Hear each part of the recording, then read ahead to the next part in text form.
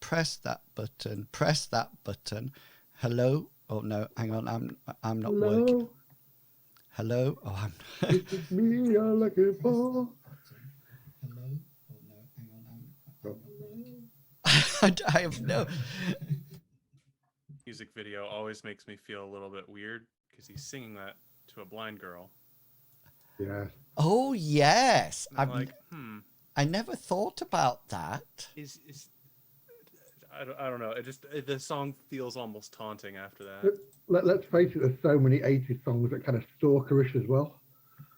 Oh Pretty yeah, much majority of what the police wrote about. Really? Steen's a nice looking guy. I don't know why he has to stalk everybody. I was Sting and watching his the. schoolgirls as well. I was watching the B I'll be movies. watching you. Have you That's seen it. the B movie with Sting in it? Yeah. He gets taken to court for a blatant use of the word sting without any what do you call it, loyalties given to bees. But I just think it's I just think it's really funny, and he's in his really, well, he's probably still in his really sort of like zen way of thinking, etc. So right, I think I've got everybody's camera right now, which is should be good. Yeah, welcome everyone, welcome back. Thank you, viewers, if you were in the charity streams afternoon. That went really well. $126 and a few whatever those other bits are called after the point. Are they called cent?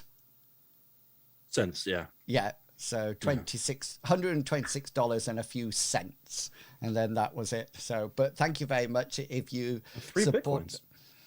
Supported. Yeah, welcome to the role-playing section of the week, when we play either Mithras rule set, which is all to do with fantasy base, or M space, which is virtually the Mithras rules in space. So we keep the same rule set and just change campaigns, and players would like change what they do, etc. So, you know, if they were a healer, they become a tank and things like that.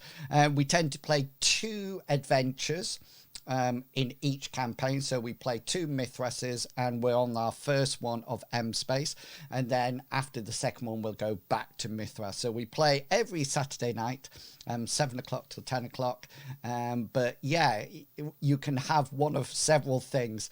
Just to let people know, if you were looking at part 3 on the trying to find part 3 of the video, i.e. last week's, I haven't sorted it yet, because I've actually had to download all the videos and somehow put them together so they actually make sense, because there was bits missing here, there and everywhere. So part 3 will be going up on YouTube if you've missed it, but this is part 4 of a campaign, an adventure, sorry, called It's a Bug Hunt. And basically what the characters are doing is that they are in charge of protecting a businessman who's coming out to their planet called Arid, to actually hunt big game. And the party are responsible for his safety. We left the combat last week after the first turn of the first round. We're just about to go into the second turn, I think, but if we're not, that's what we're doing in any case. And there was some very stylish driving by the vehicle expert Minsk, in to the shock and horror of the other characters who were in the car at the same time. But before I tell you about that and what's gone on before, I'm going to allow players the opportunity to say who they are and who they will be playing tonight. And we start off with, as always, with Mr. Pickles. I am Mr. Pickles, and I play Zach Newman, who is our team's physical character. He does a lot of the physical stuff. He's got on skills, endurance, trying to get them a bit higher, but that's what you're always doing in games like this. He's very strong in his characteristics, but he's not particularly big. He's got a 12 for size, so he's more of just a strong and average sized human. He's got dark hair, I think. He's most known for in this group of always having knowledge of the law and being sort of obsessed with fairness and justice. And in order to do this, he uses a few of his law weapons, which is a shock baton, medium revolver, and a shotgun. He's particularly fond of the shotgun, as everybody probably knows, and I'm becoming pretty fond of it too. I call it the bloody snail shotgun because if you blow off their legs, they're crawling away, leaving a blood trail. Anyways, he's also very knowledgeable about streets. He's from an urban planet where there was a lot of street crime, and that's his background. He was once a law enforcer. Now he's with this lot. And with that, I'm going to throw it on over to Captain Kangaroo. Everybody, I'm Captain Kangaroo. Does it look like I got a mullet right now? Anyone? No? All right. Glorious. Glorious. Okay, good. I don't know. I'm like, am I pulling it off or not? I don't know. I'm playing Arthur Hammond. He is, I always say, he's the jack of all trades. He's the go-to guy, the person you go to so that you say, hey, my entire ship is about to explode. Can you press the right buttons and switches to make it not explode? And he's like, yeah, totally got you. Of course. Or other things of that matter, you know. Yeah. He's an older fella, but he's spry. You know, he's still a few years from retirement, hopefully, or worse. And Or death. or death, Yeah. hopefully. But besides that, he's there just to kind of make things easier for everybody. But he has his own motivations. Motivations, you know, mostly it's just revenge from his past employer, which we all fantasize about. You know, we always hate that crappy boss that we once had. And if only they knew what we were doing now, right? Yeah. But Exactly. besides that, I'm going to change the mic over to Medevac. Thank you. Hi, everybody. I'm Medivac, and I play James Mintz. He is the group's captain, the group's face, the group's amazingly charming, handsome person who just knows how to say the right things at the right time. He unlike Newman and Hammond, he doesn't favour many weapons. He has this little slide out blast that he has on his wrist. He doesn't like to use it, but when he uses it, he tends to hit things. So maybe not the right things, but does hit things. He's not very physical. When it comes to fighting, he would rather talk his way out of it. But if his friends are in trouble, he will do a slap attack like that. And it usually doesn't work. I was knocked out, I think, the first time we were in a fight. So yes, that was fun. He's a pilot. He doesn't have a ship yet. His contact, he's got a contact at the moment called Captain Jody Jakes. But we haven't seen her recently. But he's nice to ring her up if he needs her and help out. That sounds so wrong. It does, doesn't it? Yeah. I am a very good pilot of my speeder, although last episode did not show that. But in my mind, what happened would have happened, but it didn't. And with that, I shall pass on to the mic on to Purdy. Yeah, so Purdy is a robot. She was put into the team since our fourth player decided at the last minute not to play. So the party were short of a medic, a healer to bind their wounds and keep them going. And so Purdy was a robot that was put into position, into the party to help them. So she basically plays an NPC, a character that is just not controlled by the players but controlled by me. She doesn't do anything, she doesn't contribute unless asked to, but she's really good with her syringes, and after the last experience rolls she's gaining a lot of political understanding, which she is delighting in sharing with the party. So at the last, we left the adventurers last time in their car on the desert world of Arid. And like I was saying, they have been hired by a off-world businessman called Mort to protect him as he goes around the planet hunting big game.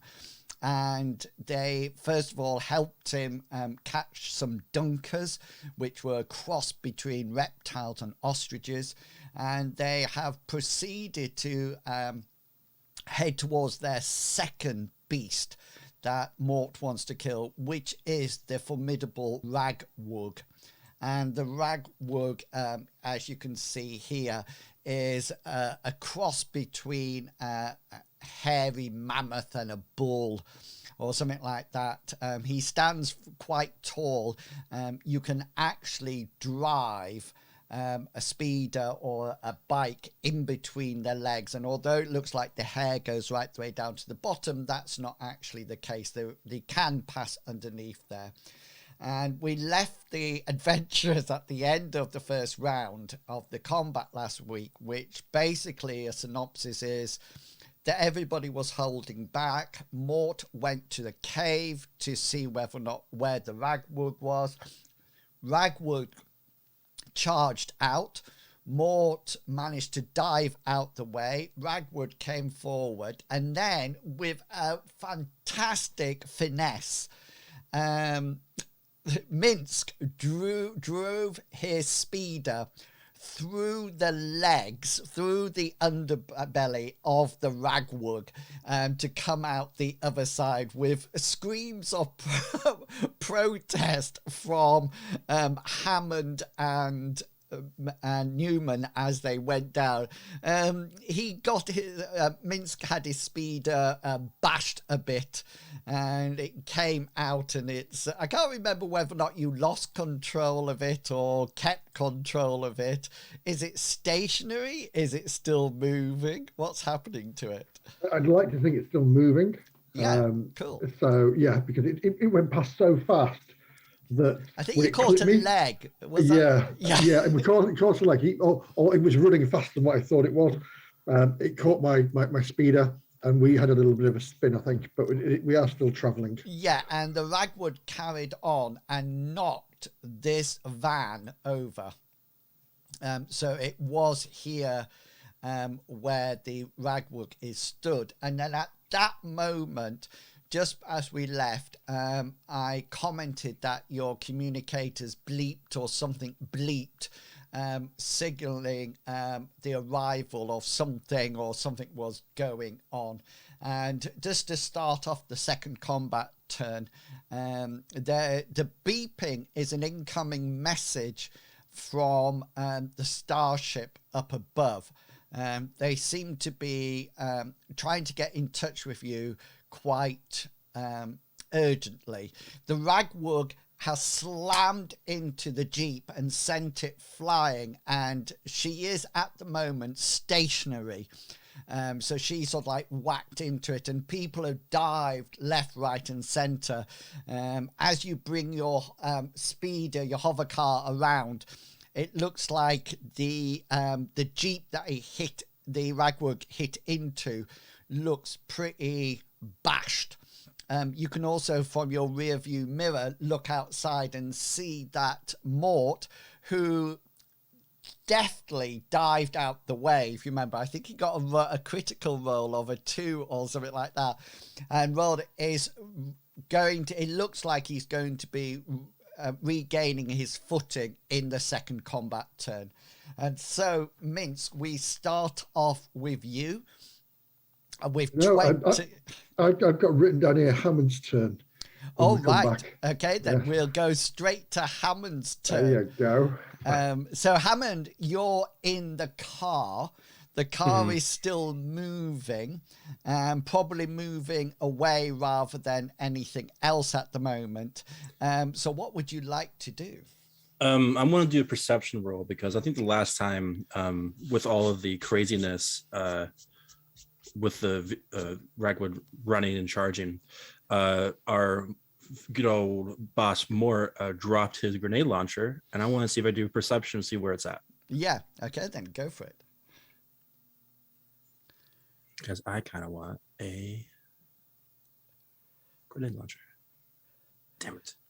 It would look good on one of your drones, to be fair. Yeah, I just have to imagine this drone trying to... Security grenade launcher. Yeah, or this wonderful thing that the grenade launch fires and the drone just sort of like shoots backwards. Yeah. with the recoil or something. Yes, do you wish to look it? It's first roll of the day. I should be looking at, right? No. It's up to you. You should engage. You had a plan. Is the car stopped or is it still going? The Like, the car's still going. still going? Okay, so if I jump out, I'll be like, no, that's bad news bears. Yeah. I'm gonna roll down my window and pull out my blaster. And Okay. I think that should be the end of my. Okay then, cool. Newman, you're up. Well, after the crash, Newman's probably just resituating and grabbing the blaster that he dropped in order to grab onto the car. With the 'cause old I had my Jesus shotgun out. handles. Yeah, but I was also grabbing my medium blaster because I didn't really think I'd be involved with this gunfight. But yeah, that's probably what Newman's doing in this turn. Okay.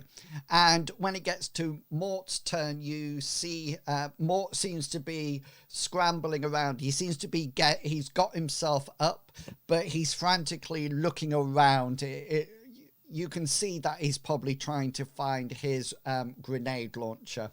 And so we go back up to the top for round 2, turn 1. Minsk, you're first. You're heading off in your car. What's going to be your speeder? Sorry. What's going to be your what you're going to try to do? I think you can use the free action and say, Purdy, can you feed that communication through to us so we can hear what's going on? Okay. That's The free incoming action. communication. Yeah. I then want to this is still moving. The Ragwug. The Ragwug has come to a Ragwug, halt. It's sort sorry. of like bashed into it, almost like it stopped. rhinoceros style. And it's sort of like they're going, like beasts In do. which case, what I'm going to do is I'm going to turn the ship around, turn the car around. If you tell me towards- roughly where you want to go, and then we can... Yeah, I want to try to get towards Mort. I don't want to pick Mort up, but I want to Hit him. You want to hit him? hit him. I want to stop him picking up his grenade launcher, because if he does, he's going to fire it and he's going to kill innocent people. Okay, then. So I'm going to give you a choice. You obviously have to turn your speeder Turn the ship around. around. Do you want to do it as quickly as you possibly can, in which case that would be a hard maneuvering roll, or do you just want to take a wide arc with it, in which case there's no issue, you can do that without even making a roll? No, I'm going to do it as fast as I can, because we need to get there as soon as possible. Okay then, so roll your driving, your pilot skill, isn't it? It'd be a hard, remember. Yes, you sort of like slam on the air brakes and whiz your car around in quite a, you're probably coming around on your arc sort of like this way, a little bit further down as you do your wide arc. Newman and Hammond, just roll your brawn rolls, please. Definitely known for my brawn. Old man, Newman's 5. old man strength. What? Yeah, Oh. so you sort of like, you're both getting your weapons out, and all of a sudden this speeder goes round on this hard turn, and you're sort of like thrown up to one side of the speeder as Mink sort of like shouts, "Hold on!" and sort of like whizzes his speed around, and so you're now heading either before or after Mort. I've just noticed that Purdy is not on the actual sheet, so let me just roll her initiative so we know. Oh yes. To be fair, she's just doing talk radio. So Right. Combat started. She sort of like relays over the channel as directed by Minsk the report from the spaceship up above. Basically, it's a weather warning.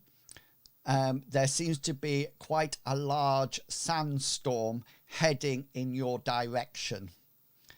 That's all that it's given at the moment. But if you want to reply or anything like that, then that's it. Ragwug, she's sort of like there, sort of, moving backwards and forwards. These people have scattered around, and what the Ragwug does is basically turns round. So she looks like she is coming back towards. I'm just wondering whether or not I can. Look, I can. She looks like she's coming back towards Mort. So she sort of like tumbles herself round, and she looks like she'll be heading forward at her next turn. So in turn 2 will be, it's taken her that much to walk around, and she looks like she's building up for a charge. Hammond, you're up. You've still got your blaster in your hand. Well done. I'm just going to put something on for Mort so we know roughly where he is. I'm going to shout out to Captain using my free action. Droy Wolf will distract, and then I'm going to blast my blaster at the thing to try to get distracted, and maybe it gets tension. Okay, cool. Mort is huge. He's bigger than the thing. Yeah. Let's just shrink him down a bit. Cool. Okay, yeah. So I presume, therefore, you're on the right-hand side of the vehicle. You must be sat behind Minsk. Is that right? Yeah, you will be, because Newman rides shotgun. Sorry. We have in our head. Mr. Pickles and I have to change it up because we drive, our steering wheel is on the opposite end of the Oh, vehicle, yes, of course. So I'm like, the right side, I guess. Yeah, just to let you know that the English way of driving is now is the universal way in this film. Is a universal standard. Anybody who drove on the wrong side of the road, it's now all been corrected, and steering wheels are on the correct side, on the right hand side, etc., etc. Imperial rules. So right. So this Ragwug towers above the jeeps and the people, but yeah, you could take a firing shot. It will be at hard because you're in a moving vehicle. What's your pilot skill? My pilot skill is Minsk's. Oh, he's driving. My pilot skill is 76. 76. So remember, your weapon skills are capped off at 76, due to the fact that they're capped off via the piloting system. This is where I will do my luck roll. I think this makes sense to do a luck roll. And by luck roll, I mean switching from 64 to 46. To 46, yeah, nice one. So you fire out. I presume that must be about medium range, is it, rather than short? It's about 10 meters, 9.6 meters. Yeah. Oh, that's where we are. Okay, yeah. Is it in medium range? Yeah.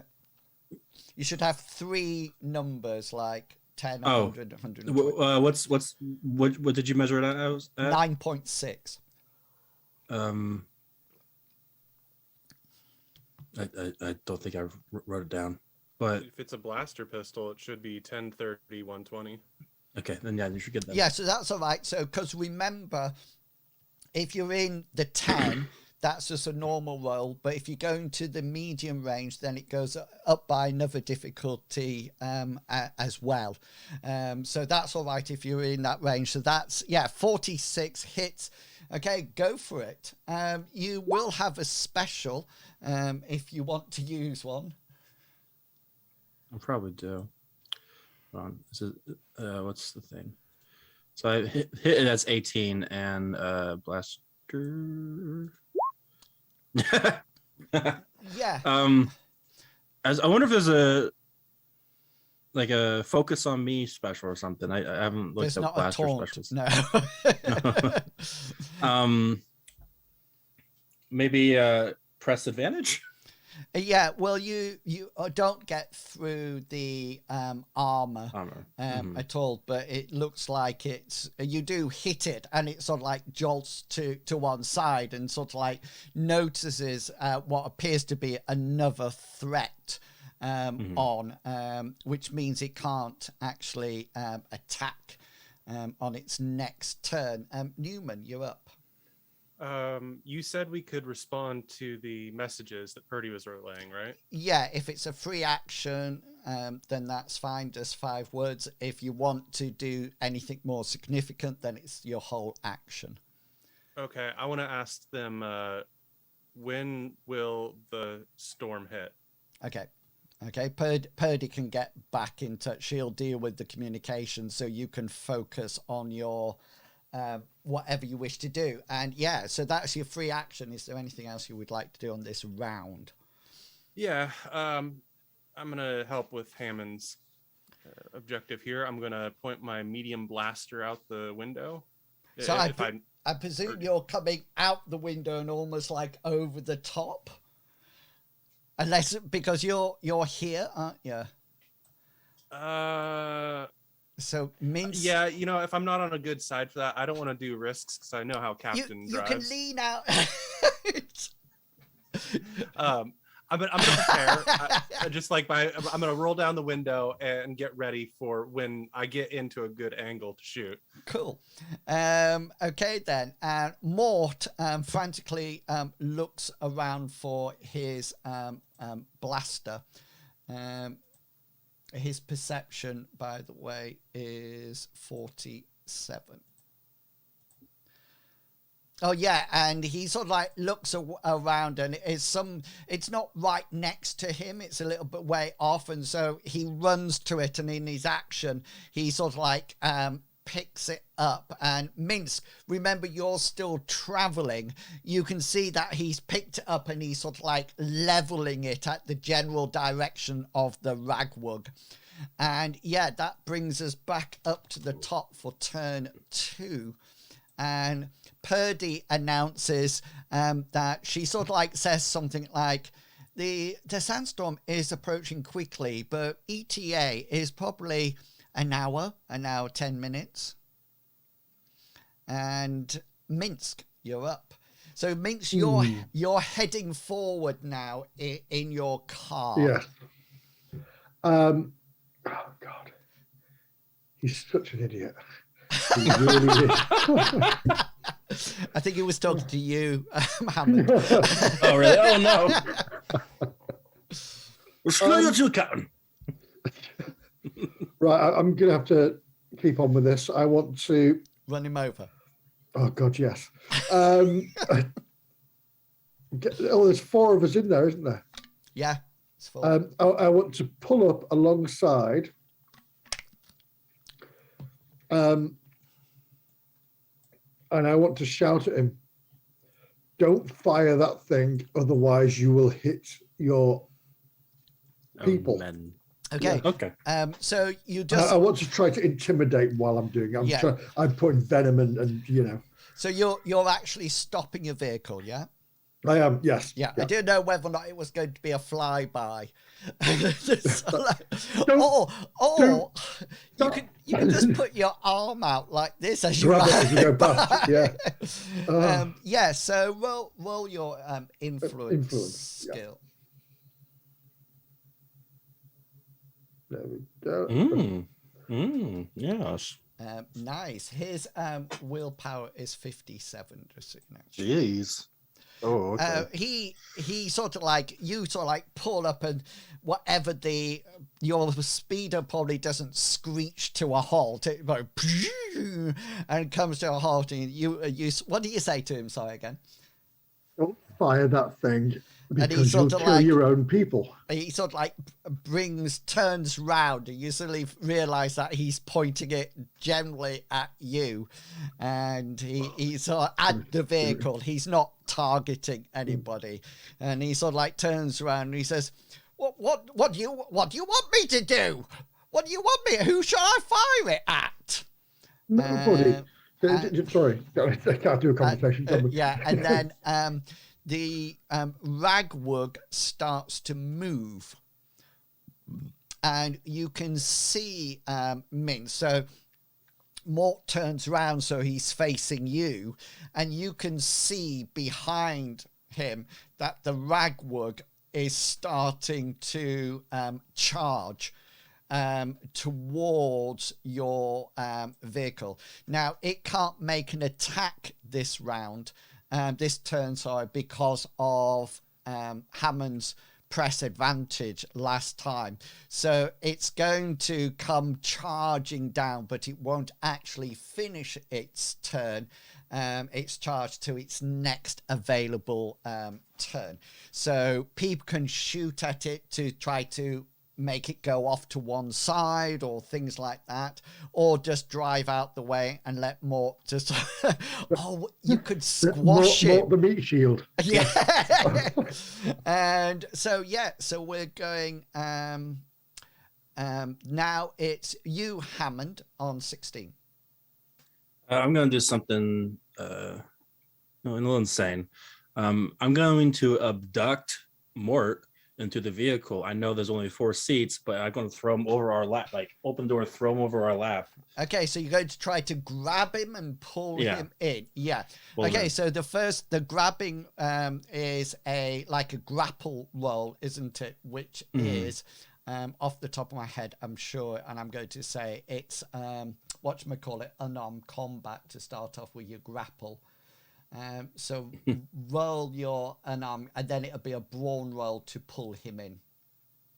Oh, this is all gonna fail, but I'll try my best. No, don't. Hey, I tried, Yeah. It's all about the journey. Yeah. So you sort of are you re-rolling? No point. Okay, so you sort of reach out to try to grab hold of him, and he sort of goes, whoa, and sort of pulls his arm away from yours as you sort of bring out your arm to sort of grab her. Just 1 second, because before he does that, he just needs to roll this. And he sort of in doing that, he drops the grenade launcher, and it just sort of as he moves around, he loses hold of it and it goes down. Yes, so now Newman, we're up to you. Well, I guess this is you can see where... this Ragwug charging at the moment. It's time to start taking risks, and I'm going to do, as you said, because I'm still not at a good angle to shoot just through the window at it directly. Well, you could just say to lean back. Yeah, but he's used his free action for this. Yeah, so you could just do it. I mean, it would be to avoid Minsk and fire through the window. It'll be a hard roll. The window should be down because but he's firing through it's not because it's going through the window. His target area is a lot smaller. It's going to go through the window and not through my head. And not through Mort as well. But you could you could do it on a hard roll. Well, I'm using my medium blaster, which I'm not as confident with. And besides, I know that my captain moves around a lot and he needs to be able to drive. So what I'm going to do is I'm going to risk me instead of him. I'm going to do, as you said, I'm going to crawl out the window a little bit so I can shoot over the top of the car. I'm going to try and do a pin down attack, which is the same as press advantage. But that's what it is. So here is my basic training. Oh, failed if I was doing the hard. Yeah, you would have failed if you were doing the hard, but on the standard you actually hit, so that's nice. So you notice that there's is it a blaster? Yep, medium blaster. Yeah, so it sort of goes boo out over the top of the speeder. I think I get opposed roll of their willpower against your attackers to hit roll, isn't it? Yes. Yeah. And I did pretty good for that kind of opposition. So that's my special. So here would be my hit location. Do your hit location? Yeah. 3. Right, it's 3. which is in a right leg. I was hoping for a headshot, but Well, you should I'll have. trip up his legs. Right leg might trip him up, but yeah, You should have done. You should have done choose location then. Oh no, you need a crit for that. Don't you? Or roll Yeah, 19 or 20. If I got a crit, I'd be doing Yeah. bypass armor. There's so many ways you could have got it. So yeah. So give us that 8. Give us that 8. Come on. Here is the damage. A 3. a 3 instantly Blasters are cauterized. lame. Okay, Revolvers are much cooler. I'm just going to It's half an 8, isn't it? 3. I'm going to overrule your hit location if that's all right, and just say that it goes in one of the front legs rather than one of the hind legs. Just to let you know, 3 doesn't get through its heavy armor, no matter where. Damn. So it goes, but we now have a willpower check. Do we not against your? So this beast's willpower is 24. Okay. There's a critical would win. Ooh. No, it actually fails its roll altogether, which means the target hunkers down behind whatever cover. So what I'm going to say in your favor, that you fire it, it hits a leg, and it sort of like stumbles and sort of like rocks to one side. But what it does do to give you the advantage is that it counters the charge. It does no, the piglet does not actually do damage, intimidation effect. Well, which is good. I like that. Although the victim is pinned. Behind whatever cover, no, pinned down does not, cannot return fire on its next turn. So yeah, you stopped its charge, right? So it can't do anything on its next one. It's probably going to grunt and shake its head, etc.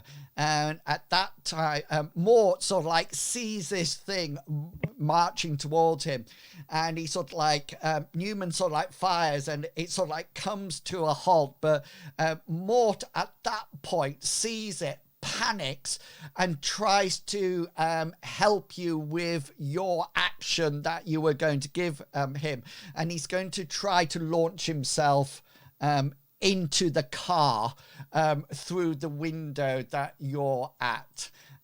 This is his athletics. He's not very athletic. It's 37, his athletic skill. Why does everybody have a 7?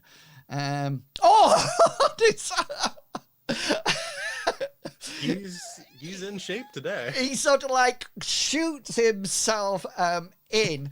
Crazy what adrenaline will do. Just roll your athletics, Hammond. Uh-oh. Some bad news bears. Yeah. Yeah, so you sort of like tried to go, he goes, what on it? He sees the Ragwug there, and he just launches himself, and he takes you almost like with him. So you're now sort of like, you fell over, you got your your head on Purdy's lap, and Mort has come in on top of you. It means you can see Mort's feet sort of like doing slap attacks out the back. He's not completely in, but he's in easy enough to drive away if that would be the case. And we go to round 3, turn 1. And Purdy starts. Purdy looks down at you, Hammond, and says, Arthur, are you all right? In her caring, sympathetic manner. Minsk, you're up.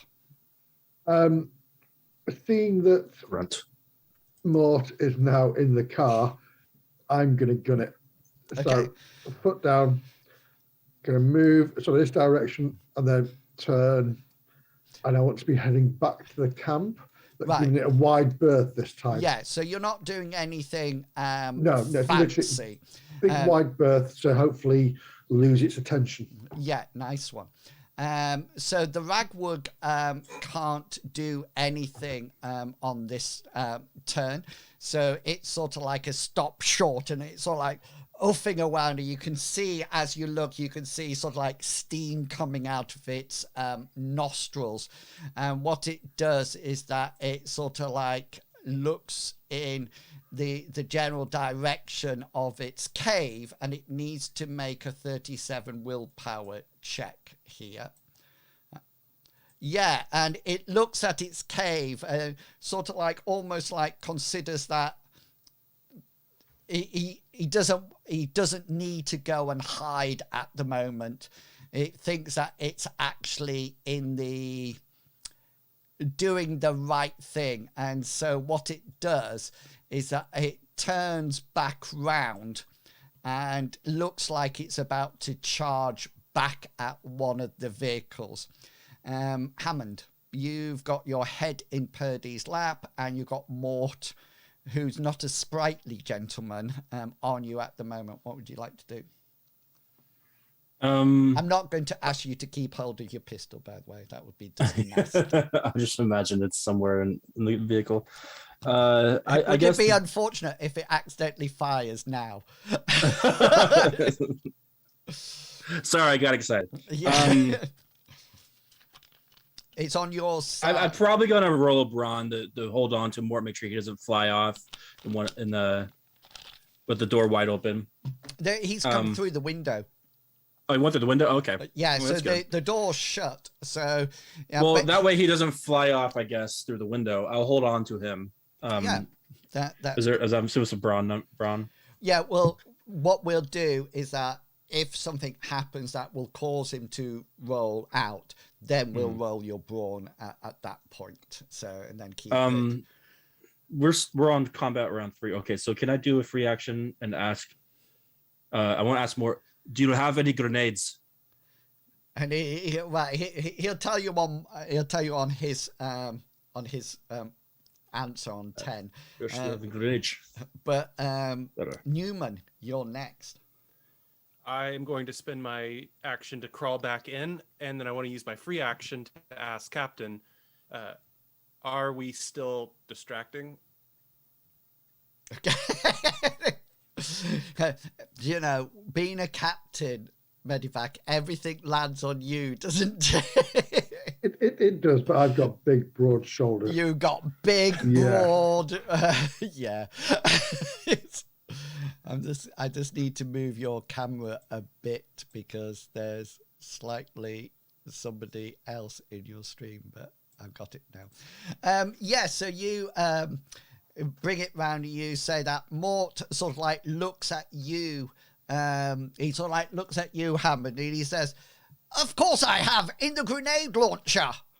All right. As you come round, and that takes us. So just to let you know, at the end of your round, of this turn, you are slightly ahead of the Ragwug, Minsk, just so you know. And that brings us to combat round 3, turn 2. Purdy looks down at you, Hammond, and said, "If you need assistance, Arthur, I'm sure I can help in some way." Minsk, you're up.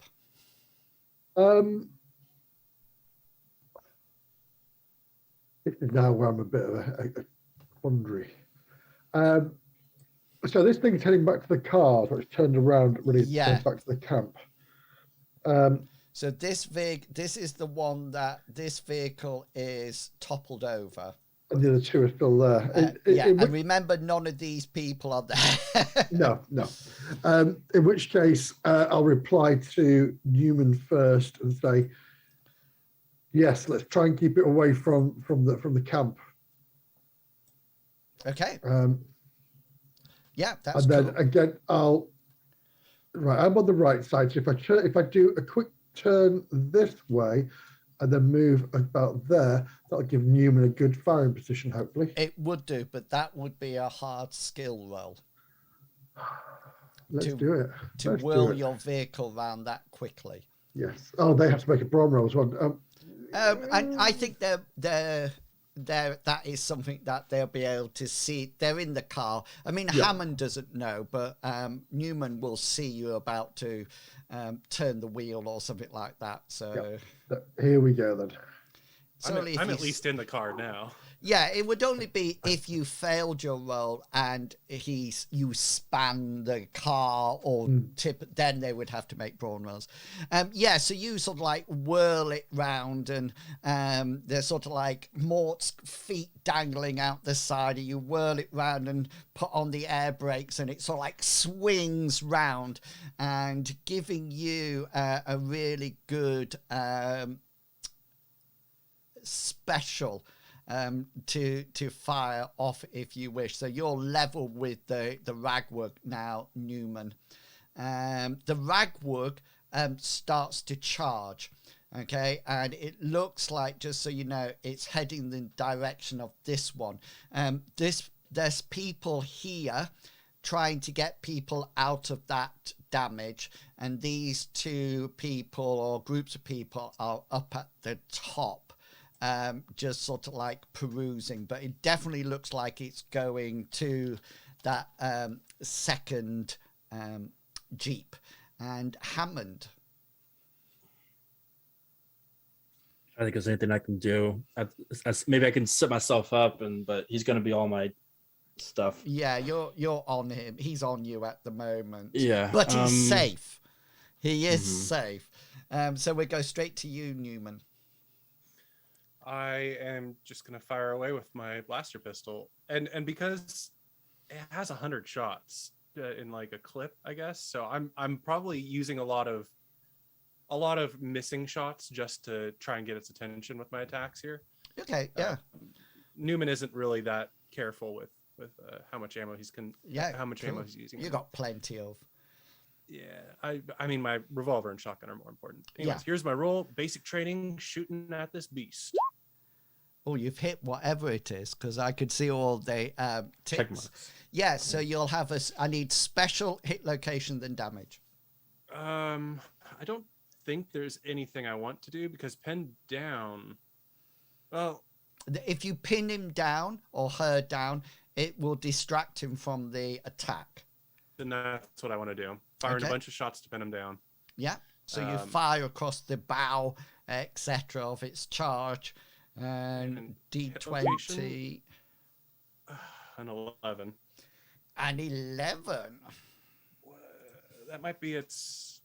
That's another leg. Yeah. No, it's not. It's 4 quarters. So it's like a shoulder. All right, and here's my damage. I thought it was going to roll an 8 for a second there. The virtual dice. I love the way Roll20 just puts it up blank for a while. I don't know. Really anticipation. I don't know if you see that as well, but it's all like blank for a while, then all of a sudden it comes up 2. Because this is what you could have won. Yeah, so you singe a bit of its fur, etc., and it sort of like stops the charge of it. Oh, hang on. No, I need to make a willpower roll. Yeah. Against my 29. Oh. It fails. So you sort of like hit it in a shoulder, and it sort of like whirls round, and it finishes its attack. So it stops before it gets to the Jeep, so it's now stationary. It can't attack next round, so it'll turn, so it'll come to a halt then as you fire into it. And yeah, Mort is struggling on your lap, Hammond, at the moment, and keeps sort of like shouting, "Get off me! What's that sticking in me?" And general things like that. It's my blaster, just making sure it's yeah. So round 4, wow. Purdy sort of like offers her assistance and sort of like says, "Would you like me to help you, Arthur? Get Mr. Smythe off you." Minsk, you're up. Right. I shouldn't eat Haribos. My crown's come out. Oh no! No. Have you got it? Have you saved it? I've got it. I've saved it. Yeah, it's not £200 done not down the drain. See, that'd teach you to eat. I know. Oh, right. Are you all right? You're not in pain or anything, are you? No. It's fine. Your car's still moving. It is. I want to head it towards. I want to keep the same side facing it, so Newman can get shots off. But I also want to head towards the grenade launcher. Yeah, okay then. Hopefully. Yeah, so the grenade launcher is sort of like round here somewhere, so you can move But your... just a nice, large, wide arc this time, just keeping it steady. Yeah, and you're going to go past there. Yeah. So at this point, so you drive, that's your action, but you don't need to do anything fancy. And then at this point, the Ragwug turns round. Newman, you see this. It definitely looks like you've got its attention rather than the Jeeps now. So Hammond, you're probably, unless you want to do something dramatic, you're probably still going to struggle with Mort until the car's stopped, or you can try to push open the door and kick him out if you wish. The only other thing maybe is try to convince Purdy to pull him in as well onto our lap or something. Okay, yeah. Okay, then. So Purdy can let's pull Much in. Yeah. So her brawn isn't that fantastic, but she'll probably help you to sort of like pull him further in so his legs are not sticking out at the beginning. My brawn is extremely bad too. Yeah. So we're up to round 4, turn 2. So Purdy pulls him in. So Mort is now completely in the vehicle. Mince, you get to that point. It definitely looks like you've got the Ragwug's attention. What would you like to do? Right. Oh, what have we done there? That's something strange stuff. So I want to... Did I miss out a whole load of people's turns? No. Well, what did Newman do? I was firing last turn. Yeah. I went pew pew, pin down. Oh yeah, so Purdy helped pull something in, and then okay, that's it. So yeah, he gently brought the car around, and yeah, you're all right. You're good. Yeah, so is it Newman's turn now? Yeah, I would think it's Hammond's turn. No, he just pulled. So then yeah. Then it would be my turn. I would like to switch my weapon for my shotgun, and if I have to, I'll just drop my blaster on the floor of the car. I just want to change my weapon and prepare now that I have its attention in case it charges. Okay, so roll me. Normally you wouldn't be able to do it because that would take... you could draw a weapon and fire, but you can't draw and drop as well. So just make me an athletics roll. And if successful, you can do that in one action. That would be pretty cool. My athletics isn't the best, but here we go. Oh, you've done it. I don't know what the score is, but you can see the ticks. So yeah, you sort of like in one blur of motion, you sort of like throw your blaster down and sort of like bring your shotgun that was probably in a chair holster or something like that as you ride shotgun and sort of like bring it round and fire away. Chair holster. I really like that. Yeah. So I have a 79, so I should put a -3 to bring it down to the pilot's. Yeah, exactly. Let's see. Okay, yeah, that works. So I'm bringing down the law.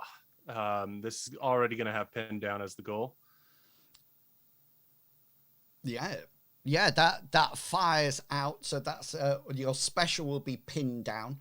And yeah, I need hit location and some damage. Now we're getting into 7 on the hit location. 7. Okay, so that's on its hindquarters. I'm just going to move it to its forequarters. Everything's the same on both of those, so it doesn't really matter. Here is my bloody shotgun. 14. Ouch. Does that dissuade anybody? Right, so that goes through its armor. That'll leave I'm the hunter now. Yeah, so it's gone through the armor and it's blasted a hole into it, but it's still in positive hit points. It's Right. Yeah, that makes sense. it's not, it doesn't need to make any rolls, etc., but it does need to make a willpower roll, doesn't it? Yes, against my 28. Oh, You have a chance. Got a chance yeah, here. it is. It's willpower's 24. No, it doesn't. You, although it makes it, you are bigger and sort of like higher, sorry, and you sort of like blast it in, and it takes it almost like in one of its four quarters on its shoulder, and it sort of like burrs it round, and it's sort of like actually taken a hit. Up to now, it hasn't. So it needs to roll its willpower at this point. It fails its willpower, but it seems to be heading towards the cave. Okay, so currently, Minsk, your vehicle is in the way, but you're still moving, I think. That's right. Yeah. Yeah. I was heading towards the grade launcher. Yeah. So you sort of like come back. Just roll a perception roll, Minsk. Oh yeah, yeah. You're sort of like concentrating on your driving, and there's shotgun sounds coming from the window and some muffling sounds with Hammond and Mort in the back, and the reassuring soft calm tones of Purdy, and you're sort of like intense, and you do actually see the shotgun. It's slightly off, not the shotgun, the grenade launcher is slightly off to your left, so about here you can see it there. And yeah, what would you like to do? So yes, I will. I'll continue. Is this the start of a round, a new round? Oh, it is. If I'm moving, it will be. Is it start of a round or start of a turn? Oh no. You'd be going to combat round 5. Turn Nice. Yeah. Nice. Thank you. Yeah. Do we have to make a Endurance rolls. Yeah. So currently, especially in the back seat. Currently, I am still trying to decide what we're doing with it, because I tell you why. There is nothing in M space at the moment that can counteract the fatigue. So there's nothing like a vigor, I think, or a spell like that. But I'm thinking it's a perfect opportunity for things like stim patches. Yeah, adrenaline shots and things like that. But I don't want to. I want to work on the addiction rules as well. You know, so people know. And I thought very Fallout of you. Yeah, what I thought we could do is give any drugs, because I mean, if there's vigor drugs, there must be intelligent boosting drugs, perception boosting drugs, a whole range of possibilities. And I know Shadowrun has a whole load of possibilities there. And they also have stim packs that can suppress pain.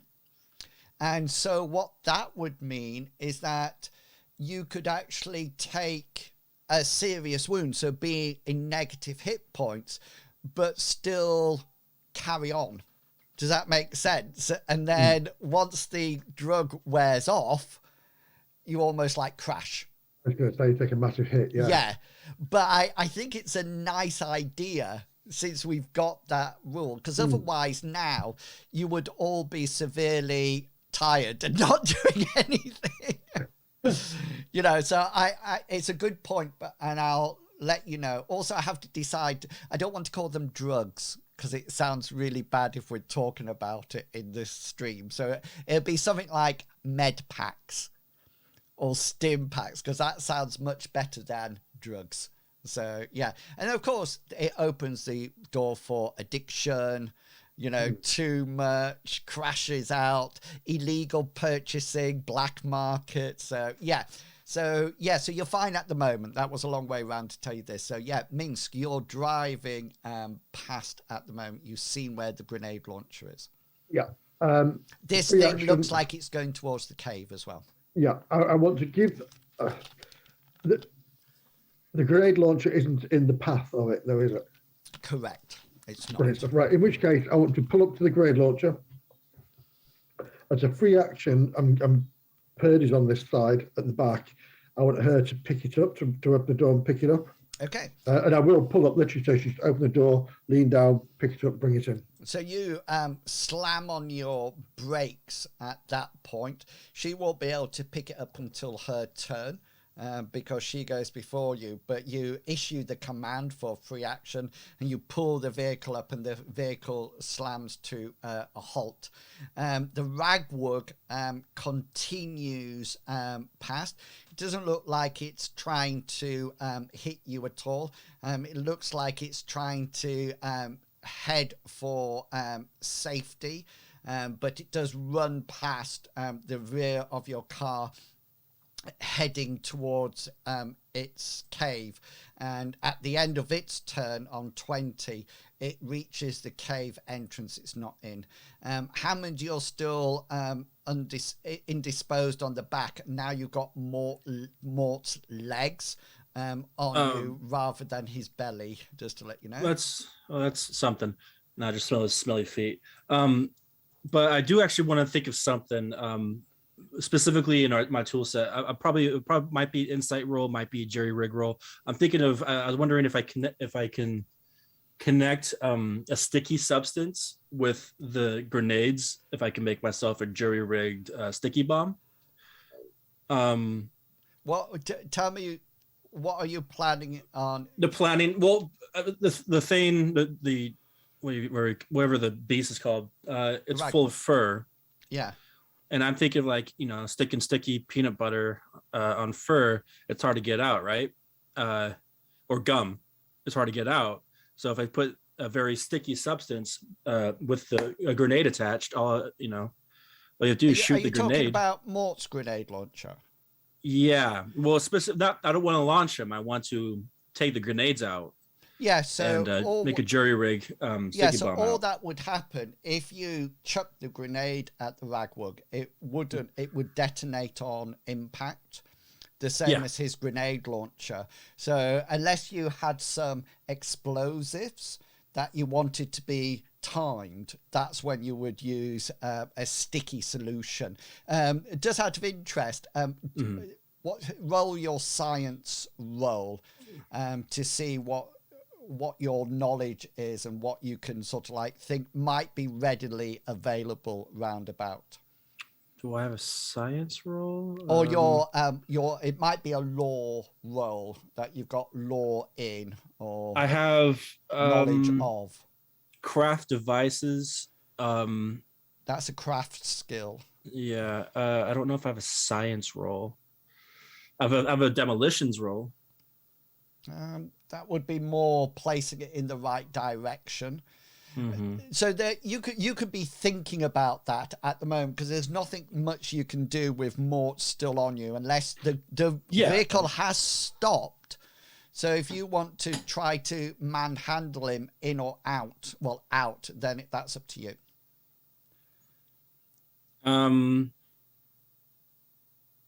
Actually, could I get out? Yeah, you can try to get out. That's not a problem. You just need to roll your brawn, because Mort's quite a hefty chap. I'll roll it. I don't know. It's going to be a fail, but we'll do it. Oh! No! Okay, so Hammond manages, you hear the back door open, Minsk, and you see Hammond push himself off Mort and comes out of the vehicle. Newman, you're up. I'm going to pull myself out so that I can of the window. So that I can get a proper view. I'm going to keep my shotgun aimed at the beast, but I'm not going to shoot. Just making sure it's going to where it needs to go. So you come out on the far side. Mort seems to correct himself into the back seat, and he seems to be fumbling around for some kind of seat belt to maybe strap himself in. And Purdy on 24 is going to try to get out and pick up the grenade launcher, and unfortunately Mort is still getting off her at that point, and she's untangling herself in it. Minsk, what would you like to do?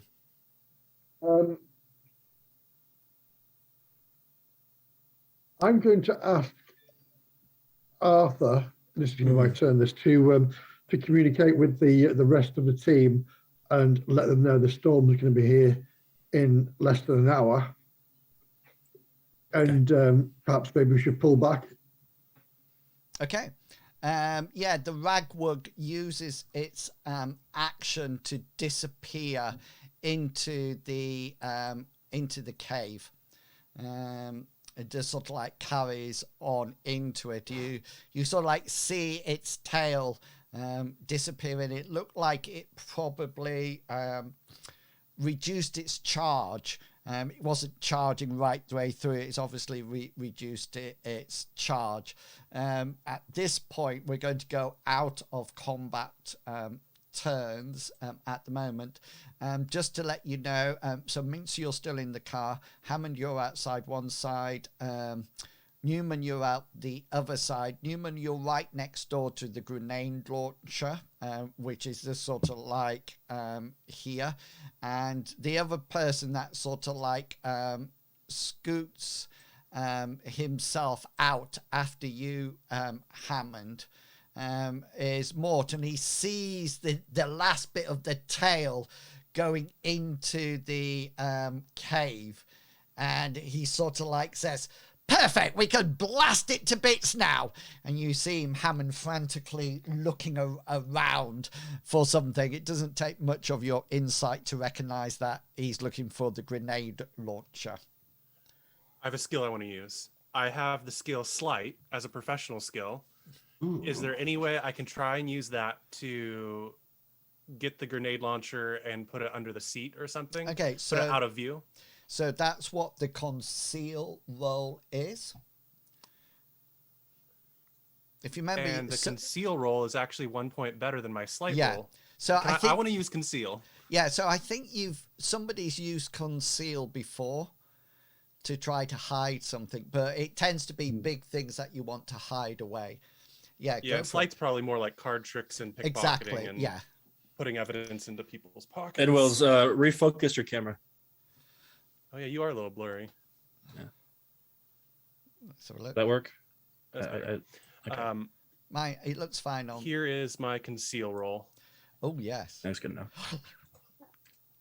That's critical.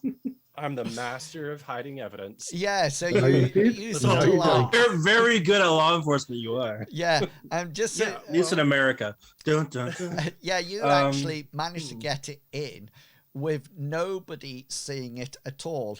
Not even Minsk, who sat in the front of the vehicle. You somehow get it into the footwell or down one side, and Mort sort of like continues to look round for it, and he sort of like says to you all, he says, hey, we need to blast it.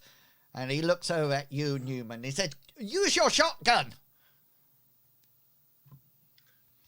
I'm afraid my shotgun isn't really meant for this task. Mort, I understand, but right now we have to worry about our own safety in all honest truth. There's a big weather storm coming, and if we continue this charade, we're all going to die to a sandstorm. He turns to you, Hammond, because I remember you discussing this beforehand. He says, Hammond, I'm sure that there is an egg in there that could probably give us a large amount of cash. He says, he looks around at the rest of your group and says, I'm willing to halve it with you if you help us get it. Oh, trust me, sir. We will get it. But first, let's get a camp going or some sort of safety. Maybe we can use the rock face of the cave to protect us. But we need to consider our safety first. And he sort of like says, I really think we should strike when the iron's hot. We've got it on the run. That Newman just really shot it quite nicely. It's probably wounded. Maybe we can go in and finish it off inside. Maybe some melee combat. Probably not melee combat. Yeah. No, we'll take our time. But don't worry. It's still in there. It's not going anywhere. We'll be fine. Just think about the safety first. He looks at you and says, don't worry, I feel totally safe. Of course you do. And he slaps you on the back just to sort of like, as I say, ha! Okay, so what's going to be the plan? Tell me that. I want Mr. Marmaduke Smythe to go back to his people and make sure they're okay. And then we are going to be moving out away from the path of the storm. Okay, then. So as you congregate back round with the people here, I would like you, all three of you, to make a perception check for me.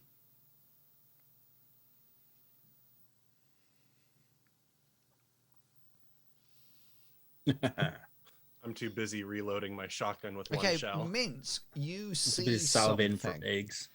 You see something very strange. On this vehicle here, that vehicle is overturned. And now you can see underneath it. And it looks like there's a lump of something attached to the underneath with some kind of netting or wadding. It looks quite sand covered at the moment. You just having a quick look at it, it almost like looks as if it's been dragged along the sand or something like that. You're not too sure what it is at this distance, but you can go and have a look if you wish. Most definitely. If it's out of place, and I'll mention it to Arthur, because he knows about cars. Yeah, It's not supposed to be there. Yes. I'm a mechanic myself. So both Minsk and Arthur head over to this vehicle. Hammond, it's not something mechanical at all. If anything, it looks biological. Your best guess. Roll if you can scan it with your sensor array, and it comes up as organic substance, probably some kind of meat, as if it was purchased and sort of like slung underneath the vehicle. Okay, so am I rolling a sensor? No, the sensor gives you that information. There's nothing difficult to. Should I roll a research just to see maybe where I can see what this is? Yeah, you can. Well, roll your sensor roll, and you can digest the information. Yeah, it's definitely some kind of animal meat. Maybe Duncan meat. Maybe some other beast. Maybe just cow or bull meat. It just looks like it's raw. It's held underneath the vehicle, but with this net wadding. But it definitely looks like it's been almost like touching the sand. Yeah, I figured out. I think personally, I don't know if Arthur would, but my assumption would be is that we're trying to bait something. Which is why I want to then go check underneath the other two vehicles. Yeah, you go and check underneath the other two vehicles, and they have the same netting. Was Morton one of these, or did he have his own vehicle? He was in one of these. Right. He sort of like looks around and sort of like says to you, Mince, he sort of like sees you looking around, and he says, rather, I'm glad it wasn't there. The missing technician. Mort sort of like sees you looking, Minsk, and sort of like says, "Brilliant, isn't it?"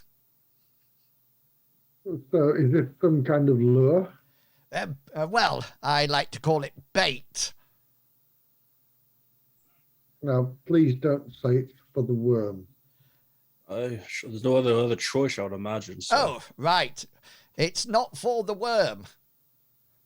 It's for the spike-headed worm. Hopefully we've been leaving a trail of scent, or some meaty morsels just to get it to come our way. Didn't you say this thing was huge and would swallow a vehicle? And that's why I'm using 3 of them. Better the chance to get it picked up. So, we have lost 1 Jeep, but, another 2. Maybe, Mr. Hammond, you're quite good with vehicles. But can you get my other Jeep on its tires again and up and running? I can check the structure, but all we need the two other Jeeps to flip it over, if the structure is sound. Okay. Do you have a mechanic skill? I have yes, I do. Yeah, roll your mechanic skill. Yeah, it looks like one of its axles has been bent significantly, and probably its front one as it impacted with the Ragwug. It doesn't look like, it's going to need a hydraulic jack up and probably a complete new axle put in place. So it's not something that you could do out here, but it doesn't look like it's going to be operable. If you had a good workshop, you might have been able to fix it in a few days, but not out here. Mort sort of like looks at it. He says, "Good job I brought 3, isn't it?" Yes, very lucky for us. Captain, I'm going to approach Captain so that way I can have a Minsk, so that way he can maybe have a one-on-one. That's Newman, by the way, that you've just. Oh my god! Should be done with the gun. All those coming. Leave me alone. Just all right, Captain. From what I understand here, is this private? Private, yeah, private. So this woman. We'll go there. This seems like a very dangerous way to bait the creature, because it puts all of us in danger when they at least know it. But at the same time, if we're not going to use this Jeep over here, maybe we can use this Jeep right here that's turned over as a way to possibly shave in our ash and kill this monster in the cave. How?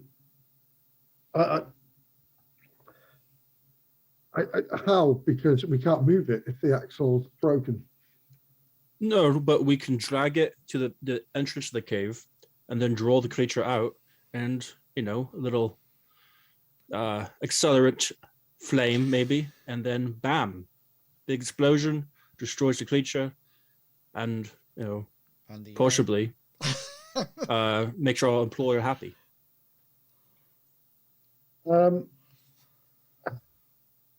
I'm not happy with this. I'm not happy with what we're doing. I know we've got to protect him. That's our job, is to make sure Mort doesn't die. That is our job. That's why we were hired. We're not here to help him kill things. That is correct. I understand. And I totally understand by what your agenda is, Arthur, with the egg and the money, as we discussed the other night. But it would be nice to have all that money. But I'm not putting us at risk and other people at risk just for that. If Mort wants to go and kill himself, then fair enough. But in all honesty, it's up to him if he wants to kill himself. But it'd be nice. The egg is the only golden ticket I've seen to get out of here. And you trust him to keep his end of the bargain? I don't. No, I don't, of course. But if he doesn't know, we have it. like a meter by a meter egg. Where we're going to hide it? Like, you know, That is in a true, box of another 5 eggs.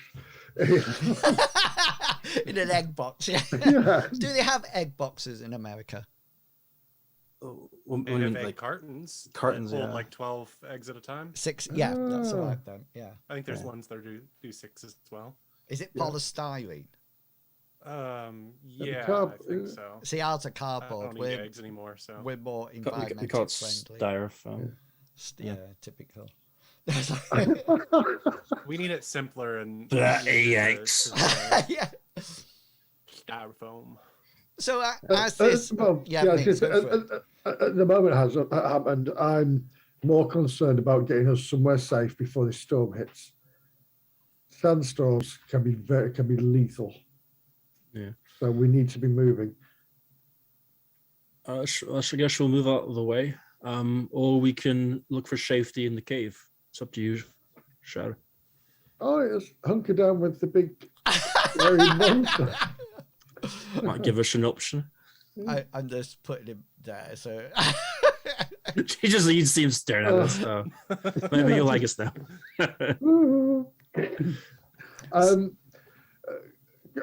Come with me, and I'll walk towards Newman. okay. So I want to get his advice as well.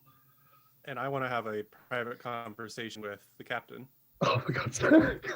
Fine, I'll go take a break. I'll No, screw up over you're here. fine. Private means the team, nobody team. else. Got it. Not even And Purdy. Purdy, No, we don't need to learn about He's allowed. The democratic Oh. elections of a small village in the sandy I spent Sandy a lot of time with shit heap. Purdy because I was the one who pushed for her to get those talk radio drives. Yeah, you. Anyways, this is Newman the and point Purdy where talks about politics all the time. Newman just likes to get angry. That's Well, why sorry, it's talk Purdy radio. talks Anyways. about it. Newman listens. That's a much better. Purdy, I don't want to hear any more about the gay frogs. Not a problem, Arthur. Not a problem. So once Newman's What about very tree certain frogs? That, Whatever. what Not about tree just- frogs? Just shut about the fluoride and the gay frogs. We don't need to Okay. hear any more about it. Yes, Arthur. Yes, of course. Go for it, Newman. Just So before once the Newman's break. very clear, like there's nobody around listening, he's going to lean in close to everybody and say, "I stashed the grenade launcher. I confiscated the goods, so to speak." Good work, Newman. In Minsk, in your car, Minsk. I have no idea. Yeah, and where I'll it like is. point my eyes, like I'll look over to the car to try and imply Nice, that. nice one. When did you do that? We When stopped. no one was looking. Pretty Got damn out. good. You saw an Confiscated the opportunity and goods. took advantage of it. Very genius move. Good job, Newman. Very, very good. I thought Purdy had got it, but that's brilliant. Well done, Purdy Newman. fumbled at it a few times, and then No, I think didn't gave grab up. it at all. Just Oh, don't make, you just Zach, make sure I- that I tried to. James told me to, but when I went there, it had gone. just make sure that idiot doesn't get it again. I'll keep Hammond far away from it. Be concealed. Birdie. So, Captain, may I ask Newman's opinion on it? I was going to ask him, but yeah. So, Newman, this vehicle of yours turned over. It's pointless. It's it's just honestly a giant ape, but it can be used as an interesting trap. I was thinking we can go into the cave, extract the egg, get the thing to chase us, and as we make our escape, we can plant this vehicle, possibly some grenades, on the outside of the entrance, and it'll bang, bang, boom, and then bam, the creature dies, and I'm gonna get the egg. What do you think? And As a at that captain, point, I'm not a fan. before you answer, Newman, let's take our break. And there's a little bit of information that I would just like to give you just before we break. Is to say there's an update on the sandstorm. Reports from the starship that is in synchronized orbit above you comments that it is no ordinary sandstorm. There seems to be some kind of ionization within the sandstorm per se. They're not too sure what's causing it, but they can sense the sensors are reporting high static charges, and they comment about the fact that communications would be severely hindered, if not impossible. They also state at this point that the time has passed to try to outrun it. You would not get away quick enough. And at that point, we are going to have our break. So we'll be back at 1:45 hour. So go off, grab yourself something to drink and snacks. And I'll play you some music here, and we'll be back in at 1:45 hour. See you soon. Wait, I can do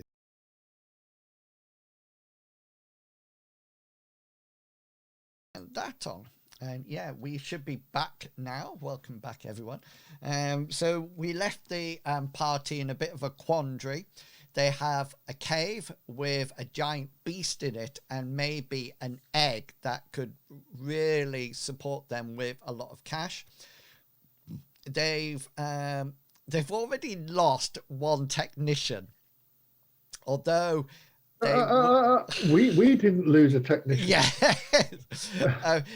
She was initially tagged by Newman. I think we have to agree with that. But then Mort just blew her up with the sand crabs. No, sorry, with the crab mites.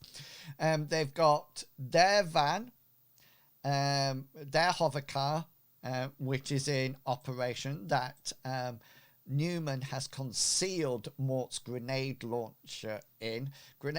Mort probably thinks he's lost that, because it wasn't on the sand or anything like that. These two Jeeps, this Jeep and this Jeep, are fine. This Jeep has been toppled and it's broken its axle, and the party have an approaching sandstorm that is ionized with static charge. And just to let you know, one of the things Minsk asked just before we went on was, in which direction is it coming? And it's actually coming north to south, so it's coming down the page, if that makes sense. So it's not, it couldn't come right to left, because it would have to go over the mountains, and that would just sort of like dissipate it no matter what. So it's traveling north to south. It's quite a significant storm. It's not something that you can outrun. It's the time for outrunning it is gone. But now it's a case of, where do you hunker down at all? I think I'm just thinking, let me just roll this roll. So Purdy can sort of like help you with the decision. One of the things that she says is the actual anatomy of the Ragwug is so designed that they have an extra eyelid to keep the sand out of their eyes. They have nostrils that can close, and their thick fur actually prevents, the blasting of sand against it. Generally, what will happen in this situation is that Ragwugs would retreat further down their tunnel where they are safe. Things like dunkers actually lower themselves and stick their head in the sand, as you know.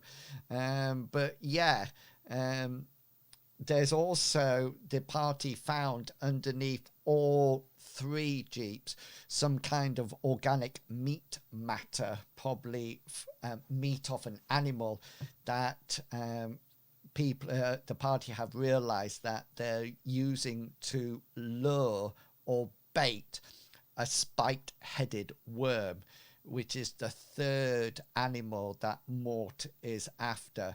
But to say it's big is an understatement. It's much bigger than the Ragwug. for example. Okay, so yeah, so They definitely don't like cause their own sandstorms, right? correct, they don't. Okay. The sandstone seems to be a natural phenomena. Okay. You know, the fact that it's ionized is just because the sands, you know, there's friction within there that is causing ionization, etc. But it does look like it's going to mess up communications, sensors, anything like that is going to be an issue. The other thing that I just throw into the pot is that you're not too sure how long this meat has been dragged along the sand. If a spiked-headed worm has got scent of it, or several of them, then it could be on its way, if it's done its job. And of course, that's not the only thing that it might have attracted. You know, Which could explain why those beetles and those crabs attacked us. yeah, Crab those. bites. Honestly, it might have attracted PETA too, so keep in mind. It could. You really It would don't be a know problem. what's going to happen, but probably finding a good place to shelter or some way to build some kind of protection Right. might be a good idea. Well, you just said that Purdy was saying that the beasts go further in their caves during sandstorms. Yeah. So I think that's the only option besides sit in our cars and wait it out. But if there's an ionization storm in it, that might make our cars' batteries go dead or something, and so we'd just be sitting there listening to Purdy. Yeah, well, Purdy She could might go dead. exactly. Purdy herself Oh. might be, Yeah. Oh no. As I especially was saying, it might be especially best when to. the spike worm attacks. Yeah. Yeah. And then this thing comes back out the cave. Yes. Right. Okay. Hammond, can you see if there are any more? Oh my God. Just putting What? that out there. Just Yeah, just leaving that out there. just leaving it out there. Yeah, we've killed worms before, guys. We're like professional worm. I'll killers. put it there. It's when it comes out the cave with the ragwug in its mouth. Oh, I would have loved that. That would have been a super drat. Oh God. I need to store that. There's for always a later bigger on. fish. Yeah, Yeah. exactly. That could eat your speeder. Mhm. No. No! Hammond, can you jump on the sensors and see if we can find another cave or it's close? That'd be a good idea. Yeah, I can. And maybe I can augment using my security drone to find another sensor as well. Or you find another cave. Yep. Okay, so you can send My up sensor drone. your surveillance drone. Yeah. Surveillance drone. Yeah. You can just- send it up. I was going to say, what else? Newman, can you get everybody else ready to move? Tell everybody. Yeah. There you go. Take charge. Maybe kind of like do some warm ups and whatnot. Really, just get it moving. Get the body moving, guys. Hammond, I'll do it in a normal way. So sensor roll then. Sensor roll, Your you can augment it with what's the rate? What's the skill of your drone? I honestly think it's like 50. Which my sensor skill is also exactly 50. Let's have a look. It should be on your. Oh no, it's this one that I need. I had at one point. Maybe I have it saved somewhere. I thought I put it I had on your whatchamacallit. Robots, abilities, origins. Oh, I can't find. I hate these. The PDF for M space is all bookmarked, but for M space it's not. It's not bookmarked at all. So what I need to do is write down the pages that things are on, so I can just sort of like go straight to them. I think that might be. There you go. Light surveillance drone. Yeah, 50. Well, its perception is 50. So yeah, so that'll be 5% added on. Okay. So I just roll my sensors, which is 50, and then add 5%. Yeah, so your sensors will now be 55. Yeah, we'll just say I'll just roll it instead of adding it, and we'll just see if I'm even in the ballpark. Yeah. Am. Okay. So you sort of like do a sensor sweep. Yeah, there are 2 other caves. One seems quite shallow, and that's to the north of the Ragwug's cave. And the other one's to the south of the Ragwug cave, and that seems to be deeper. I'm going to relay this information to my captains and see which one he wants to decide to do. The north shallow one or the very long south one? Just before Newman goes off, I want to put a hand on his shoulder and I want to whisper to him and say, if you get a chance while you're speaking to people, maybe try to cut that meat away from the bottom of the vehicles that are working without anybody seeing you. I don't know. One critical conceal roll. I know, and it's like, yeah, can you hide us from this storm?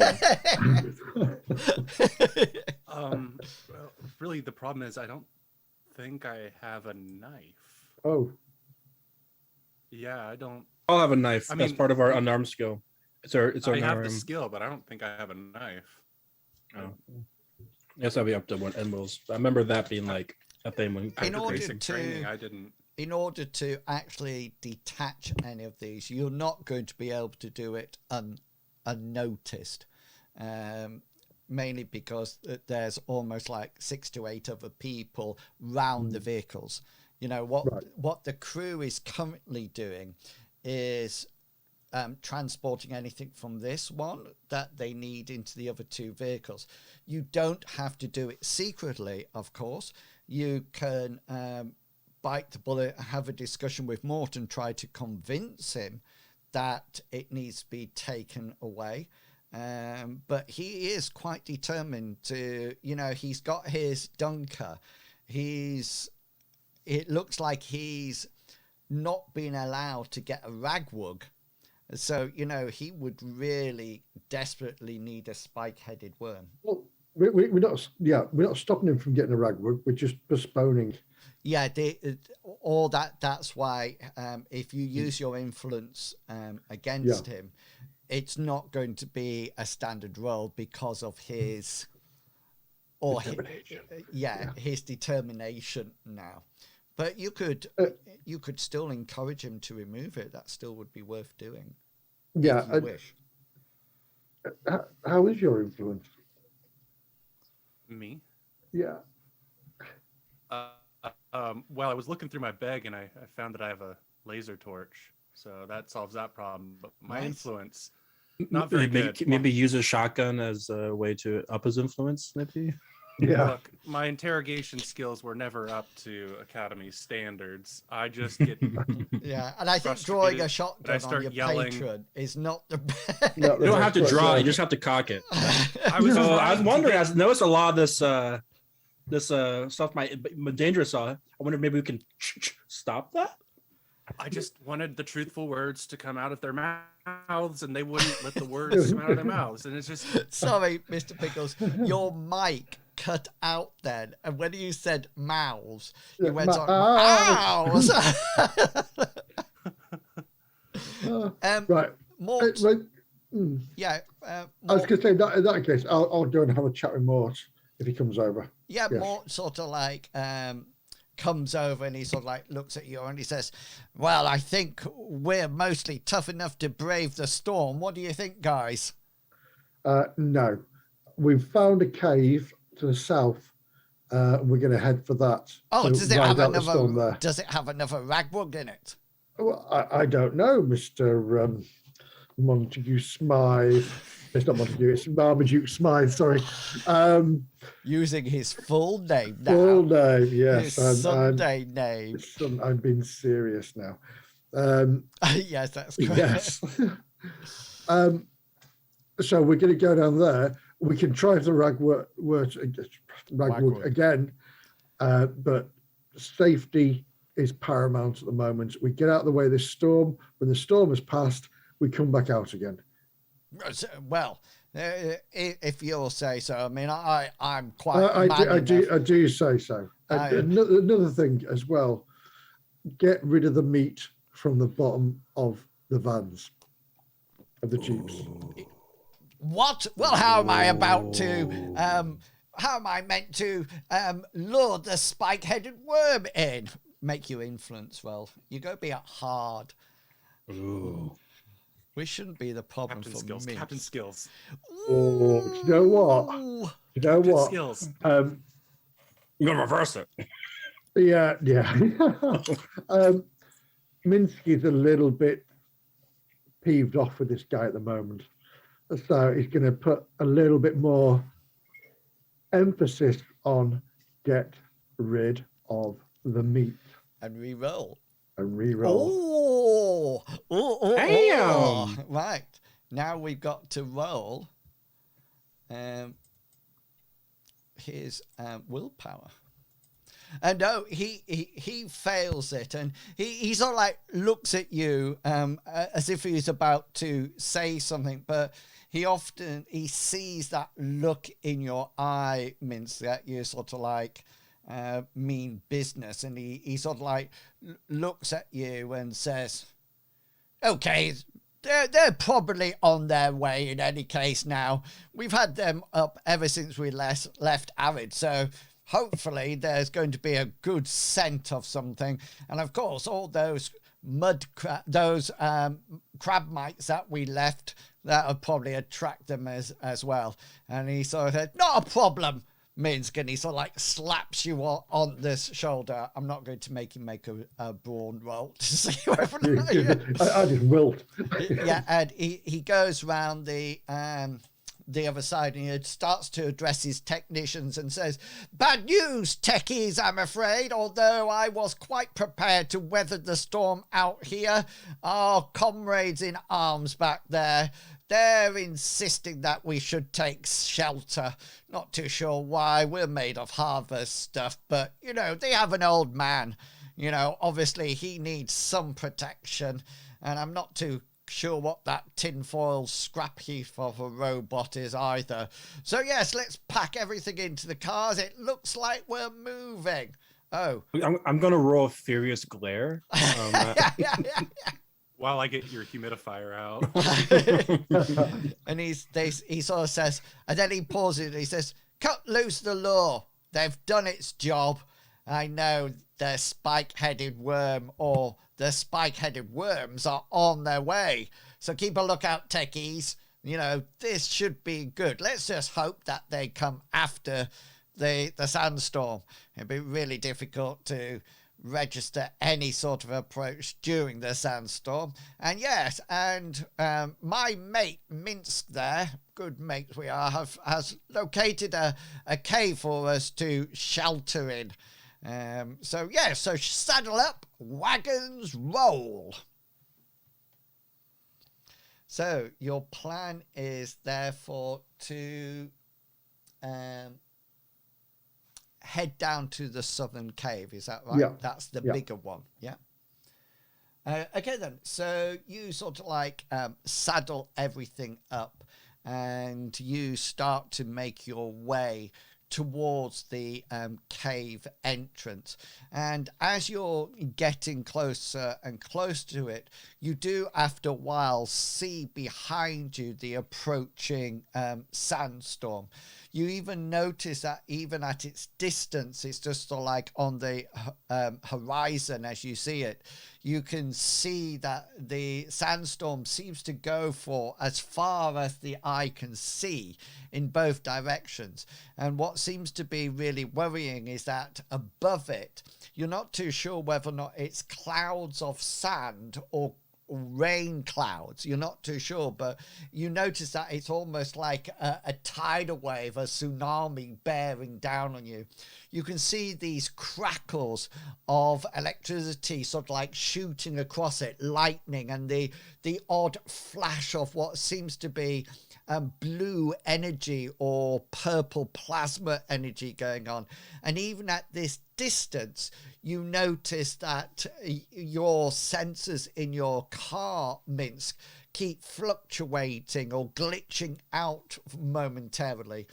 And as you get closer and closer to the cave, you do see that there is a cave. It's actually you can actually drive into it. That was my next question. Yeah. But there's something else you notice at the cave entrance.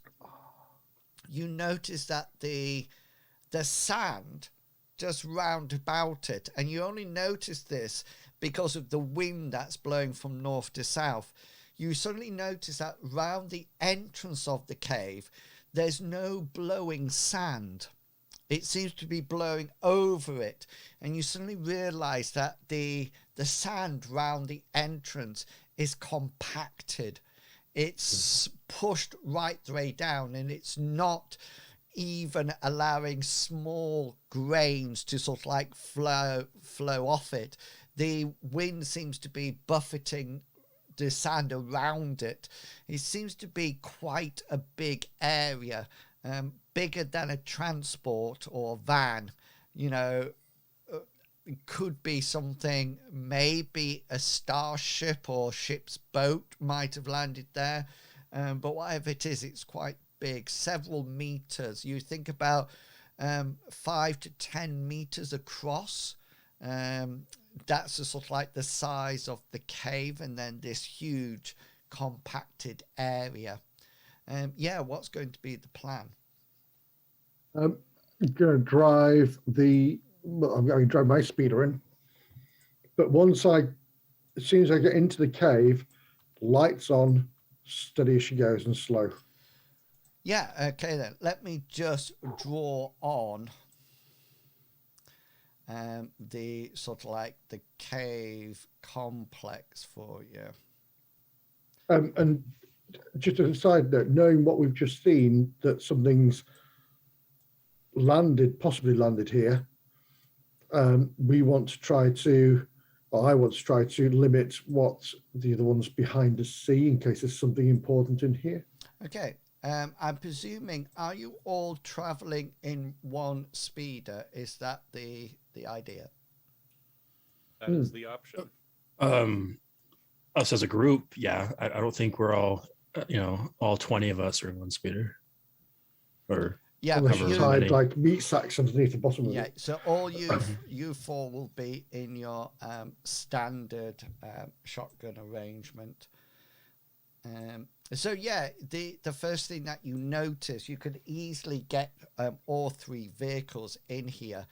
The first thing that you actually notice is that as you go down, your headlights automatically turn on just as the light starts to dim, and you notice that the tunnel, the cave, is quite high. It looks almost like 10 to 20 meters high, and it looks like it's been chiseled out. It doesn't look like it's natural. It definitely looks like some kind of manufactured hole. As you can see right the way to the end, is the plan to drive right the way up to the end and then stop? Yeah. Okay. And which way round do you want to face your... I want to be ready to go if need be. Okay. So this is how you'll need to put your speeders, yeah? I'm presuming you're bringing the other two in as well? Yes, yeah. Yeah. More Okay. said he'd stay outside though and keep an eye on the storm. Who bought? Yeah. The other thing that you notice, you obviously get out of your vehicles, and you notice that the air is getting very statically charged, and even the hair on your arms, any free hair on your head is actually being attracted upwards or outwards to the static charge. And as the storm gets closer and closer, Sorry, one second. Noticing this, can I ask Hammond? Is there any way you can protect the speeder? Do we need to do anything to stop it from anything blowing, or disconnect the battery, that sort of thing, or not? roll your electronics.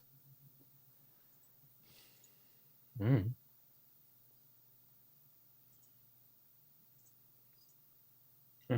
You Hammond, you think it's far enough into the cave not to let it, not for them to be affected. Yeah. I think we're protected, Captain, but just be wary. I'm assuming this is the complete end of the cave. Yeah, it finishes in almost like a dead end there. Right. Just knowing our luck, be careful. Sometimes we always seem to run into a situation in which we need to get out as soon as possible. So just keep an eye out. So once the storm's finished, can you give the speeder a once over? Oh, of course, yes. Thank you, Arthur. Yeah, and people are sort of like gathering out of their vehicles. You do start to notice that as the storm gets closer and closer, the sand has started to build up around the entrance. It looks like as the storm passes north to south, top to bottom, there's a huge amount of whirling sand, and you're far enough in. Good call on where to come in, because the actual the storm is whipping up huge amounts of sand, and you can see quite clearly that it's actually coming into like that of the entrance to the cave, and there seems to be an incline, so it seems to be building up more and more outside, and you figure that after a while, by the end of the storm, the outside of the tunnel may be completely covered, but probably enough to crawl up the sand and get out. But it won't be totally clear. Is there anything you would like to do? This is when everybody goes, "What do you think, Captain?" I know. I do think we should get some rest, and maybe take turns on the watch, or set your drones up for a watch. Because I'll activate my security drone and my surveillance drone, but at the same time, I'm gonna check to see if I feel like these marks in the cave are based from mechanical drilling or not. Yeah. No, good call. Whereabouts do you want your drones? Surveillance, I just kind of want it circling around. I'll have my inside the cave. Inside the cave, yeah, and the security drone right here.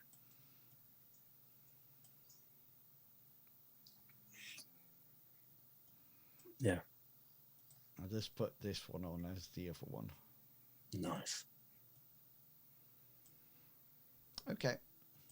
Beast of a drone, even. It is, yeah. You had said that there was a large object in this cave that was compacted with sand, right?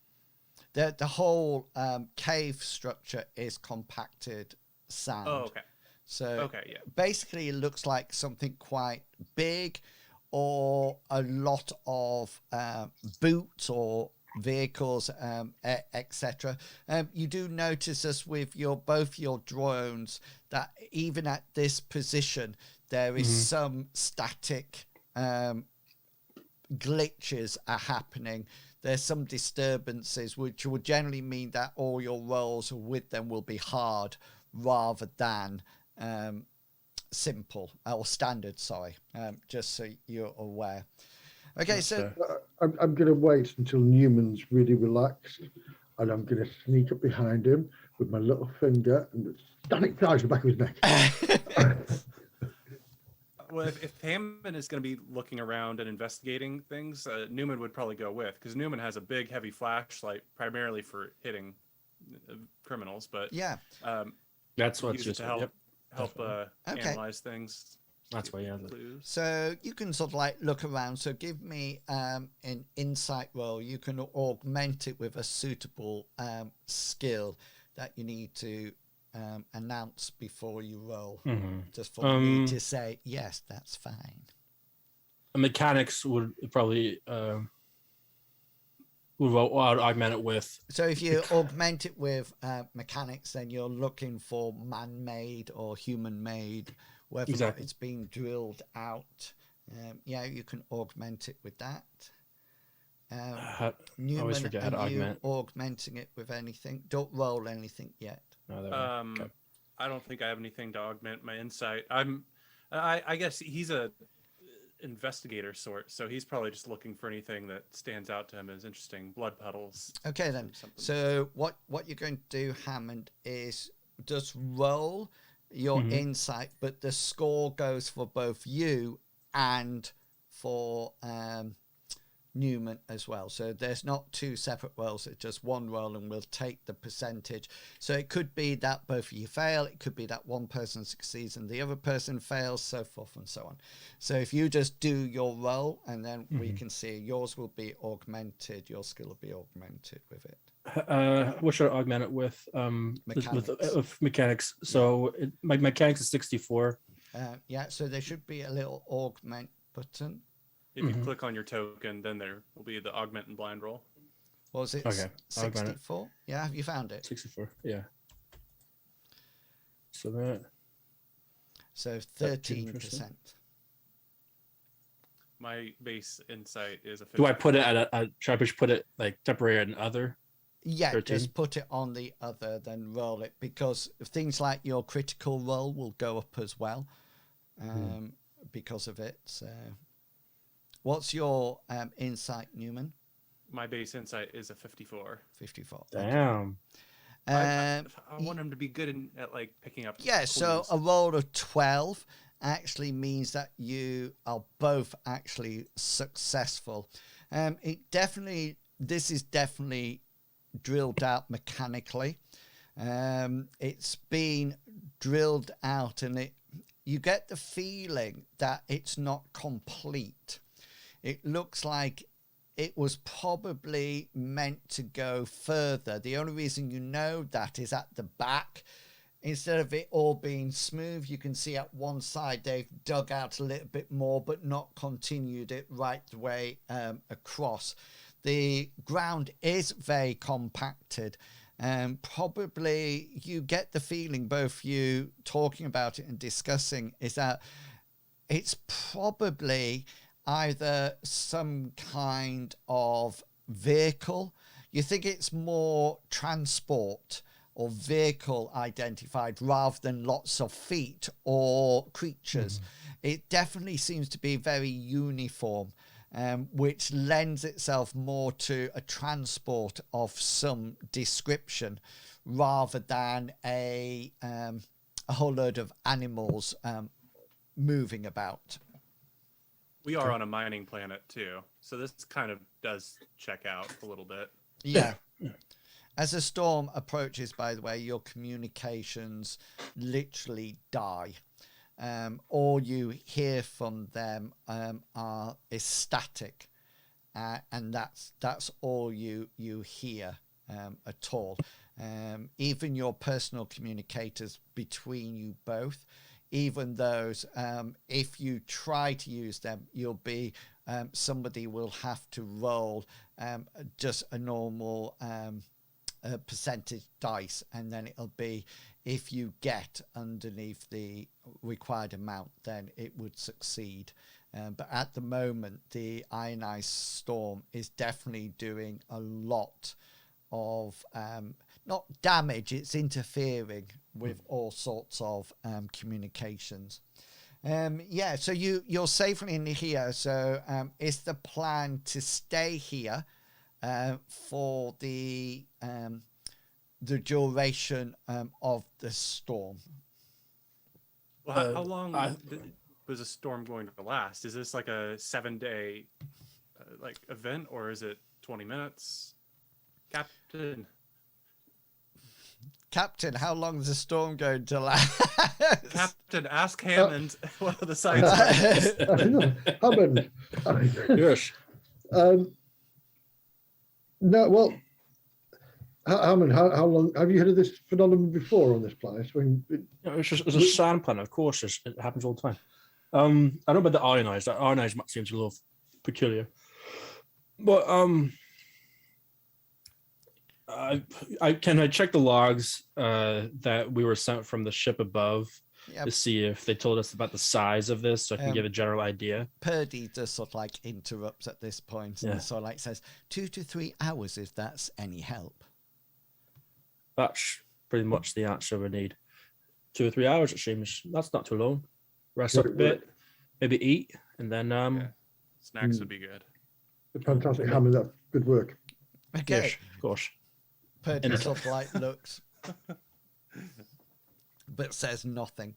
So the storm passes, and you notice that there's a large amount of sand built up in the cave entrance that is going to have to be shifted before you can get the vehicles out. So this has taken about 2 or 3 hours for the storm to pass. So now what we need to do is unblock the entry, okay? And that's a conflict pool task. It is, if somebody asks us to do it. Yeah, so it's up to you whether or not you participate in it, or whether or not you get the other technicians to do it and sit back and wait. It's completely up to you. We will help out, but I also want to see more helping out as well, which is going to be a tough call. But I'm going to. Oh, go for it. With that, you got to trick him into thinking that tough guys do that. Because when we first met him, he good plan. Thinking he was like me. And you've got the words to make him actually do that, and I've got the example that you can use. So if I spearhead the efforts, we get technicians, and then you trick him into doing it. Well, easy manipulating narcissist. Yeah. Good call, Newman. Very good call. Okay, so just roll your influence skill. His willpower is 37, so he'll be resisting it with that. But I am going to make yours, or it doesn't matter. I was going to make it easy for the. He can't actually beat that, can he? With a critical. Unless he has a critical, yeah. Yeah. So he sort of like says, you sort of like convince him. Is there anything how would you like to convince him? Mort, I'm going to call you Mort now. That's all right, Jim. You seem to be you're a tough man. You wanted to stay out there in that sandstorm, and we wouldn't. I know. Well, it's a great shame. It is. My friend Newman wanted to stay out, but he obviously follows my lead and came inside the cave. But now look at him helping out your comrades, moving that sand. That's what tough men do. Tough men get in there and they get the job done. And he sort of says, I'm sorry. I'm just a leader. I tell people what to do. But he sort of like puts his hand out to stop you moving forward or anything like that, and says, "Minsk, James, don't you worry. us tough men will deal with the sand there. And he sort of like looks over to you, Newman, and says, come on, it's down to us this. Grab yourself a spade. And then, so your it will be your brawn skill for your dice roll, and your conflict pool will be double your strength, whatever that is. My best characteristic. Double my strength? Yeah. Conflict pool is 32. Ooh. At the front door. Yeah, I Really? keep saying that strength is my best characteristic. It's 2 lower Oh my than God. Inwill's Giant when we did that one circus game. Yeah. Or not circus Damn. game, traveling circus game. If Newman hits somebody, he must have a damage modifier, does he?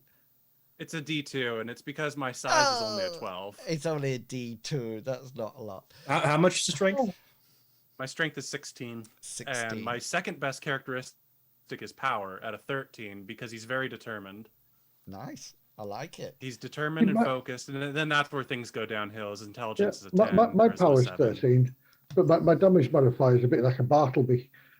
It's minus 1d2. And you're healed. And it's a good job you fire a gun, isn't Yeah, it? Or yeah. not physically push people. Okay then. So Newman, we will work with Mort at the same time. Mort sort of like looks back to his technicians and says, "Oh, leave this to the tough people." And Newman and Mort, he walks past you and Hammond and say, "Take it easy, Grandpa. We've got this. You just put your feet up." And so, yeah, Newman first. So you need to roll your brawn skill to start off with. I'm going to roll my sand-covered skill. I'm coming in. Oh no! I want to use a point of luck to re-roll that. Okay. I'm go supposed for to be it. strong. Uh, Ba-bam! All right, that's something. that is absolutely something. But the sand But- got a 3, which is Oh. actually it's critical. So I get that, and you take 3 points off your conflict pool.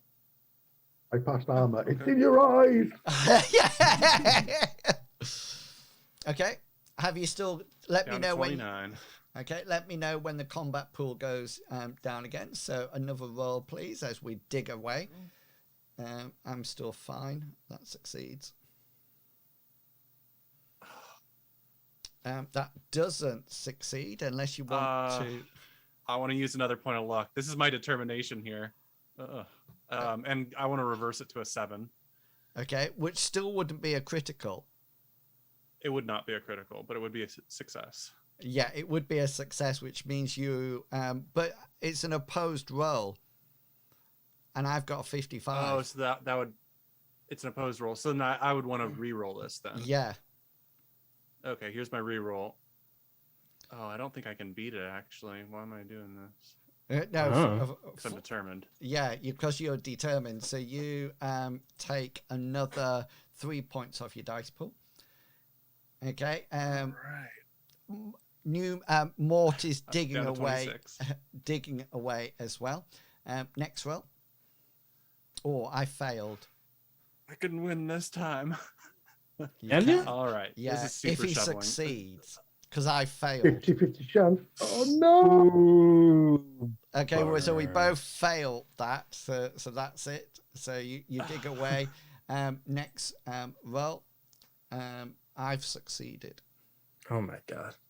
There's a lot of sand. The sand is really good. Yeah. It is. Why can't we have sand in our party? Yeah.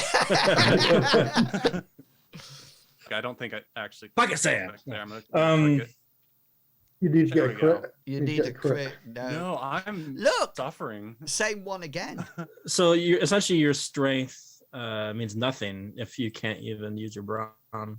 You take Well, I've been another trying 4. to get my brawn up. It started rather low, and 4 damage. Okay, that brings me down to 22. No. Rather low. All right. It's almost like Next nervous roll. Hulk. I Ninety- failed. I failed.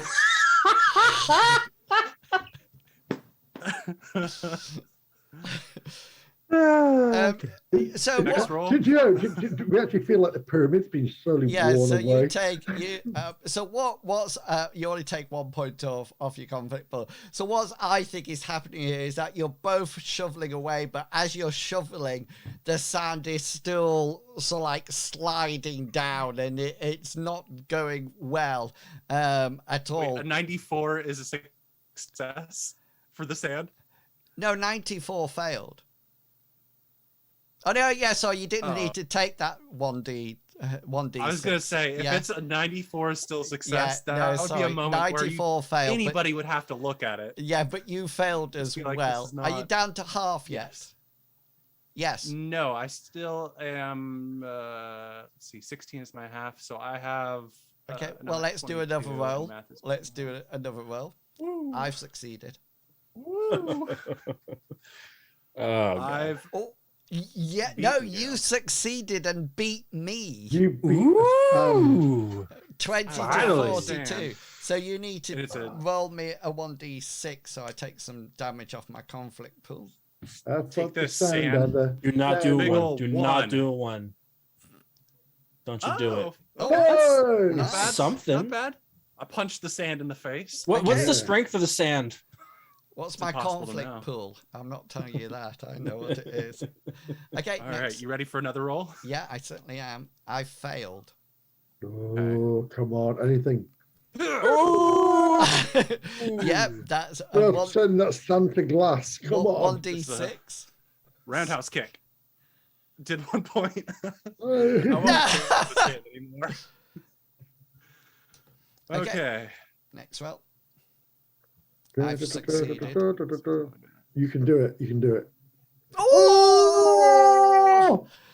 So Shut the front door. because- It's 2 rolls. Do I get a special? you gain 2 rolls, but your first one's a max damage. So the first one naturally does 6. All right. But you I like can that. also put him on like a back foot.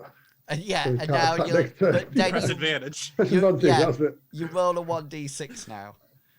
All right. Here is my D6, which is a 6. Yay! Yes. 12 Okay. points. In So your face, Dan. you That should be Uppercut. 18 altogether, I think. I think you sort of like was starting out trying not to make more look bad. And after a while, Newman, you just get sick of it and you start to just shovel it out of the way. And pretty soon you've got enough sand covered to move the vehicles out in single file. Okay, so you probably got half of it sorted, so probably something like that to get out. But as you get the sand out, and you look over the landscape, and there is something that you instantly notice, in the sense that the sand was blowing from top to bottom.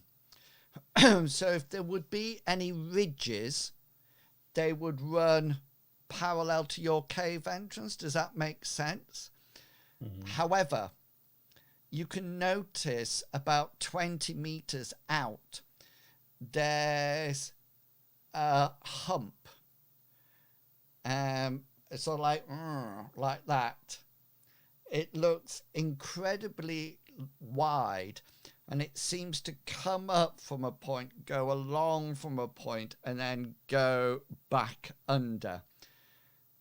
It looks pretty big.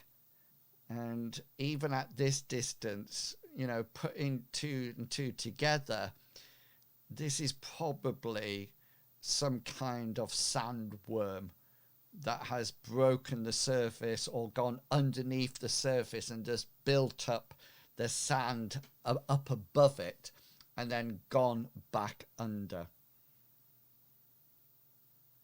Okay, that's gonna be fun. Okay, we got Yeah, this. well, That's cool. at least we'll be able to.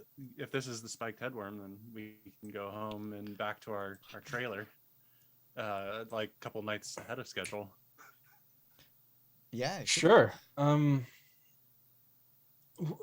I try to do this? It would have been probably best if I did it when everyone's distracted while they're digging stuff out. But I was wondering if I could check back in our vehicle the hidden grenade launcher. I want to see how many grenades are in there.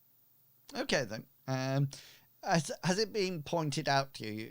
Newman told you where. Yeah, he it told was? all of us that. Yeah, I told them, and I probably was like, it's under the seat or something. Yeah. Okay then. Yeah, you go over and it's not fully loaded. It's got 3 what could be classed as grenades in it. So basically they're impact grenades. So once they're fired out, there's like a small explosive charge that causes them to leave the grenade launcher, and then they fire at it or arc towards it. And then when they hit, then it literally does damage. Okay. And I think off the top of my head, it was 3d8s that it does. I have one plan with the grenade launchers because I love demolitions, right? Do we leave the bait inside the cave or we left them outside the cave? The bait was cut off at the Ragwug place. Okay. Some distance away. Okay, so I have to figure out something else. But I wonder if I can, using the charge that would typically charges that would typically shoot the grenades out of the launcher. Wonder if I can connect those charges into maybe a remote charge using jerry rigging. A remote. So I'll get like a remote connection of something. Maybe even the connection from one of my droids or something. So that way I'll maybe jerry rig a small charge that would be enough to explode the grenades themselves. So what you're looking to do is to change a grenade itself into some kind of remote control device. Is that what you're trying to do? Remote control explosion device, as in like essentially I'm making this grenade into a remote detonated bomb, essentially. One of the You grenades. have that one drone that we took, the camera one. Maybe you could use that in conjunction with it. Well, I'm just trying to think of because there's a small. You said there's a small charge that blows that's how grenade out. That's how guns work. Which then that makes sense. Yeah. I was wondering if I can maybe get all 3 of them connected so that way they can be a big enough explosion to set off the other 3 grenades. So the plan is to place it somewhere, to rig it up to remote control device, so you can do. Okay, so you can make it if you, number one, you successfully jury rig it, but you're going to need more components from it than the wrecked drone that you have. So by taking it out of your other drones, you will make one of the other drones inoperative. I'm going to have to go with my security bot. Okay, so you dismantle various aspects of your security bot. That's sort of like now it's quite useless as a bot. And you take it and you spend, you probably start this before, at the same time, Newman and Mort start digging their way out, and you use your jury rigging to actually get set it up, and you manage to get some remote devices, extract that from the drone, and you think you have created a remote control explosive with all 3 grenades, which makes the grenade launcher now it's not operable at all. There's no more ammo to it. So just to let you know, you will not roll your jury rigging now. You will roll your jury rigging when you detonate the bomb. Okay, perfect. And if you succeed, it will explode. If you fail your jury rigging roll, then you click it and there wasn't a connection or something like that, and the bomb will not explode, or the demolition will not explode. All right. So I have one plan, and hopefully the plan works. But it's really based purely on if one, I can get the worm to do it, and two, Are you having this discussion?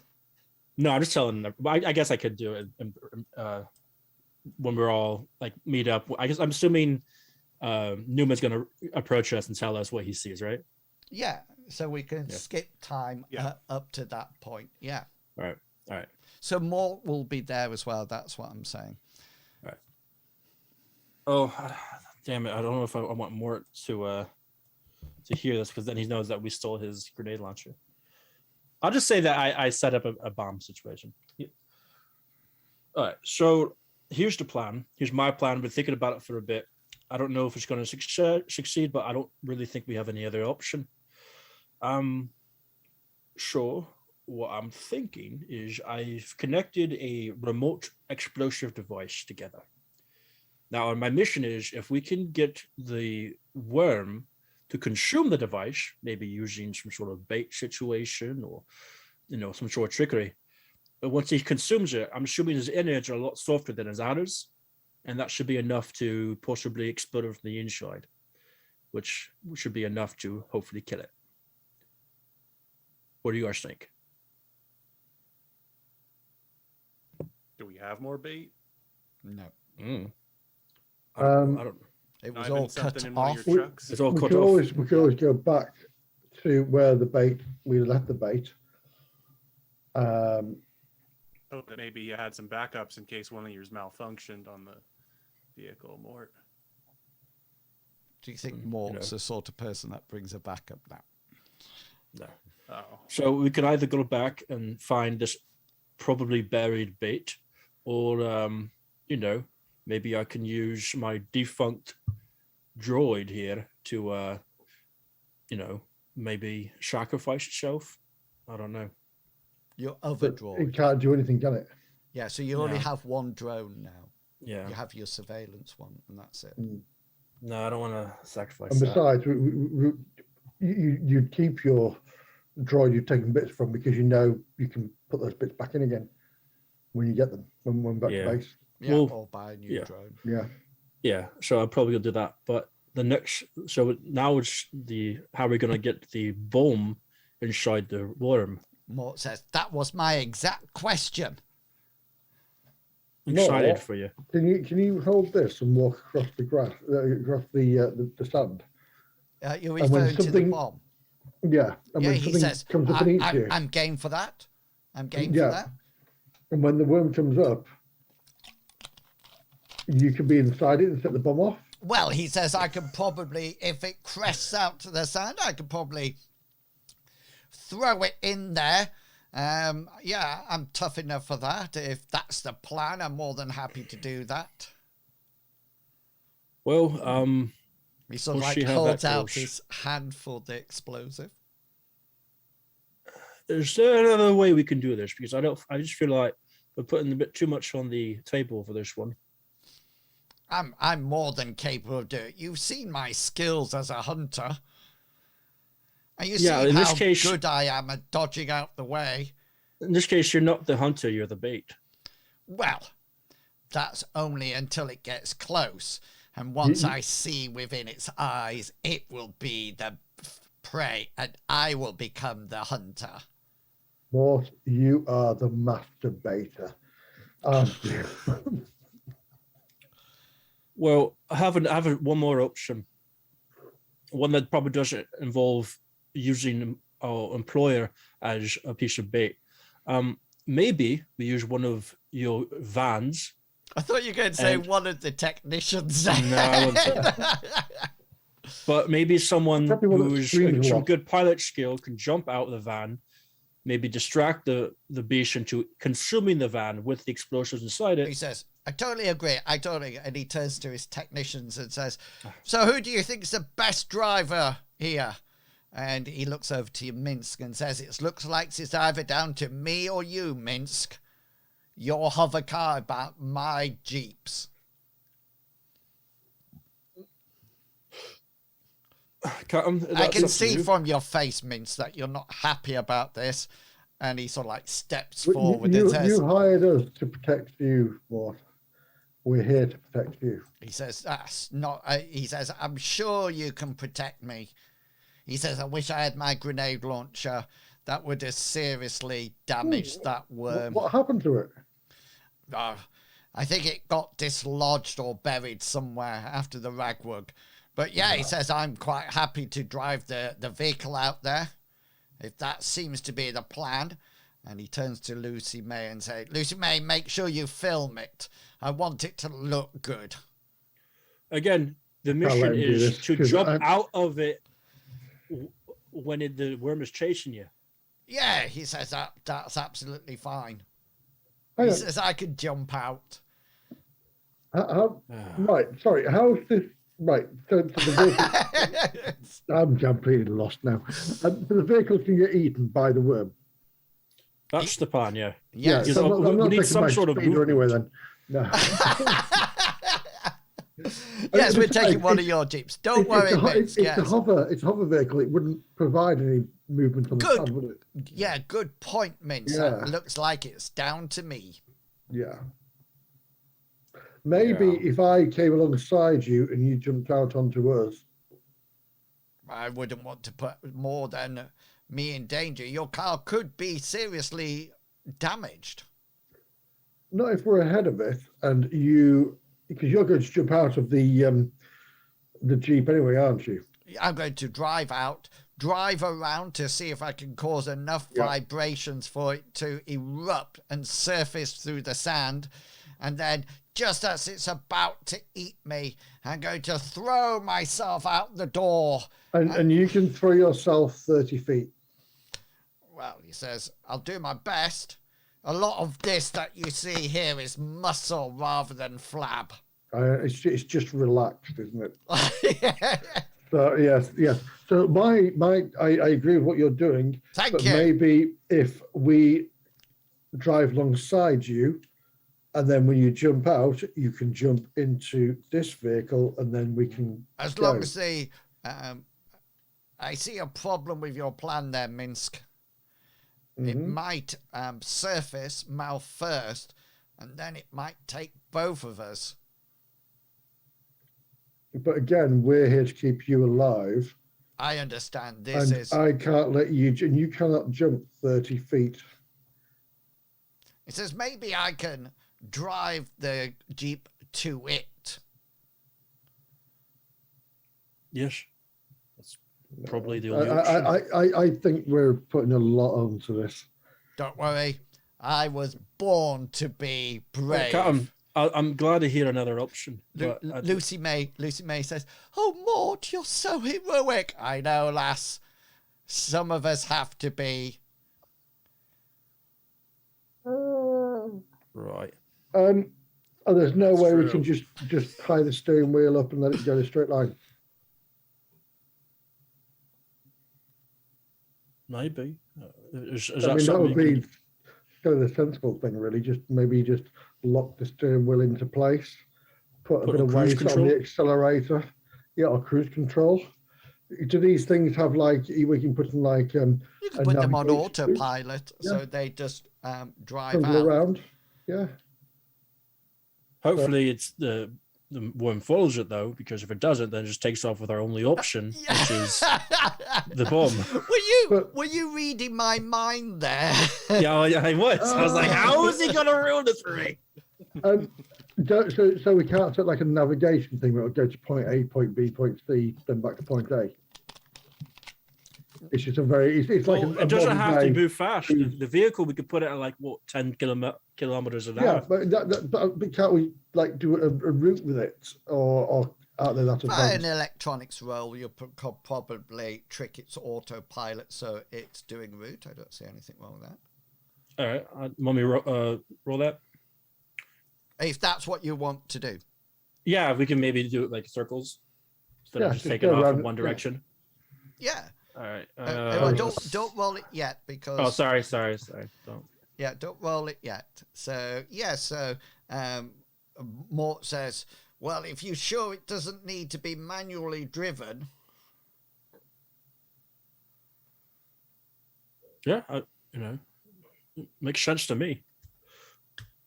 As long as it gets the worm's attention, the vibrations, then hopefully the worm consumes it, and we can put my plan into place. But again, this is all based on lots of luck, really. We have no other option, and honestly, we're stuck here otherwise.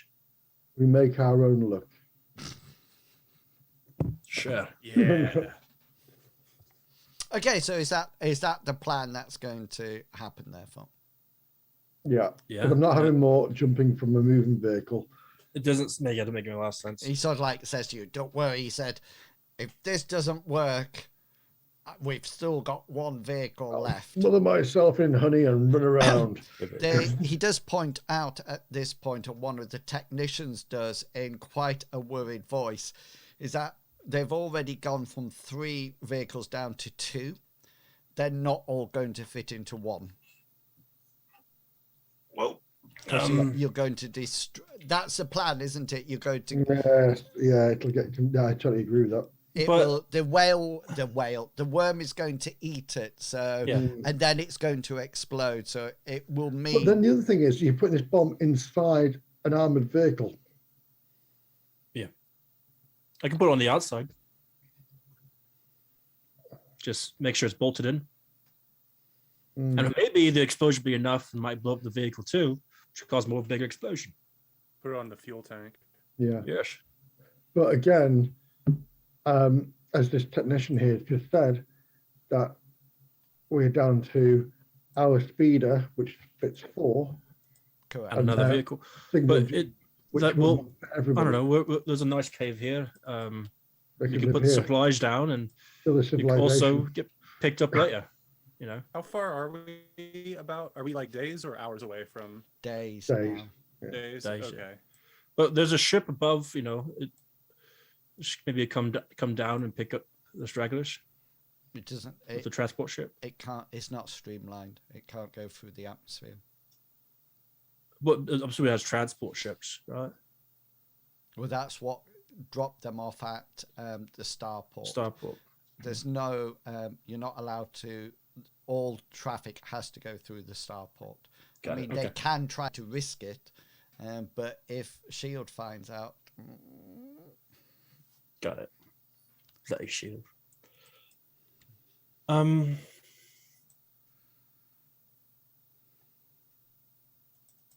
Maybe is that the plan then? that's the only plan I See have. anything better. Yeah. Okay. So you stick your. Is it going inside the vehicle or outside? No, it's gonna go right on the Fuel cell. the field tank. Yeah. Okay. Fuel Then. cell. So you sort of like connect it up, and then you get behind and you start to mess about with the electronics in order to try to encourage the autopilot to do a circle. I think you were saying. Yeah, to go out for a certain distance and then circle round. So you do your electronics, etc., and the jeep's driven to the front, and yeah, you press the go part, and to set it off, and the jeep starts to move forward. So at this point, roll your electronics skill to see whether or not you've been successful. Okay. I'm not gonna succeed because I just succeeded last time. Oh. Yeah, so Oh! the vehicle starts to go out. How many meters do you want it to go before it starts doing its turny thingies? Well, I don't know how much space it has before it hits like some sort of other wall. So you're in the middle of a desert, so there's, okay, yeah, there's nothing in its way to hit it. Do you want to? But you do have the reference point of the service mound where where you assume the sandworm had come through. Yeah, essentially, I just want to circle around the mound as much as yeah. as much as Okay, possible. then. So you send the vehicle out, and with your electronics, it starts to patrol round in a circle around the mound. So it's going round the bottom and round the top, etc. And after a few passes, everybody sort of like congregated in the front of the cave. And, it's just going round and round and round and round. And you actually get to the point that you think it's going to be unsuccessful and it's not going to work. When all of a sudden, what you've seen before, because you've seen worms similar to this on your first planet, if you remember, and all of a sudden something comes up from underneath it, mouth agape, and takes the vehicle into its maw, and as it comes out, a bit like a whale comes up, clamps over it, and then starts taking it down. So at this point you need to roll your jury rigging to see whether or not all your wonderful stuff works. All my planning makes any sense. If it doesn't work, just tell everybody it worked, but the worms are too strong. It definitely detonated. Yes, guys. Yeah. All right, here we go, guys. You know what I can do though? If I have 1 point of luck. I got 1 point of luck. I've been saving it. I only used one before. I'm switching it up. To 56. To 56, which will be a success. So I think there's 3 grenades in there. So you need to roll for me 9 D8s for it. All right.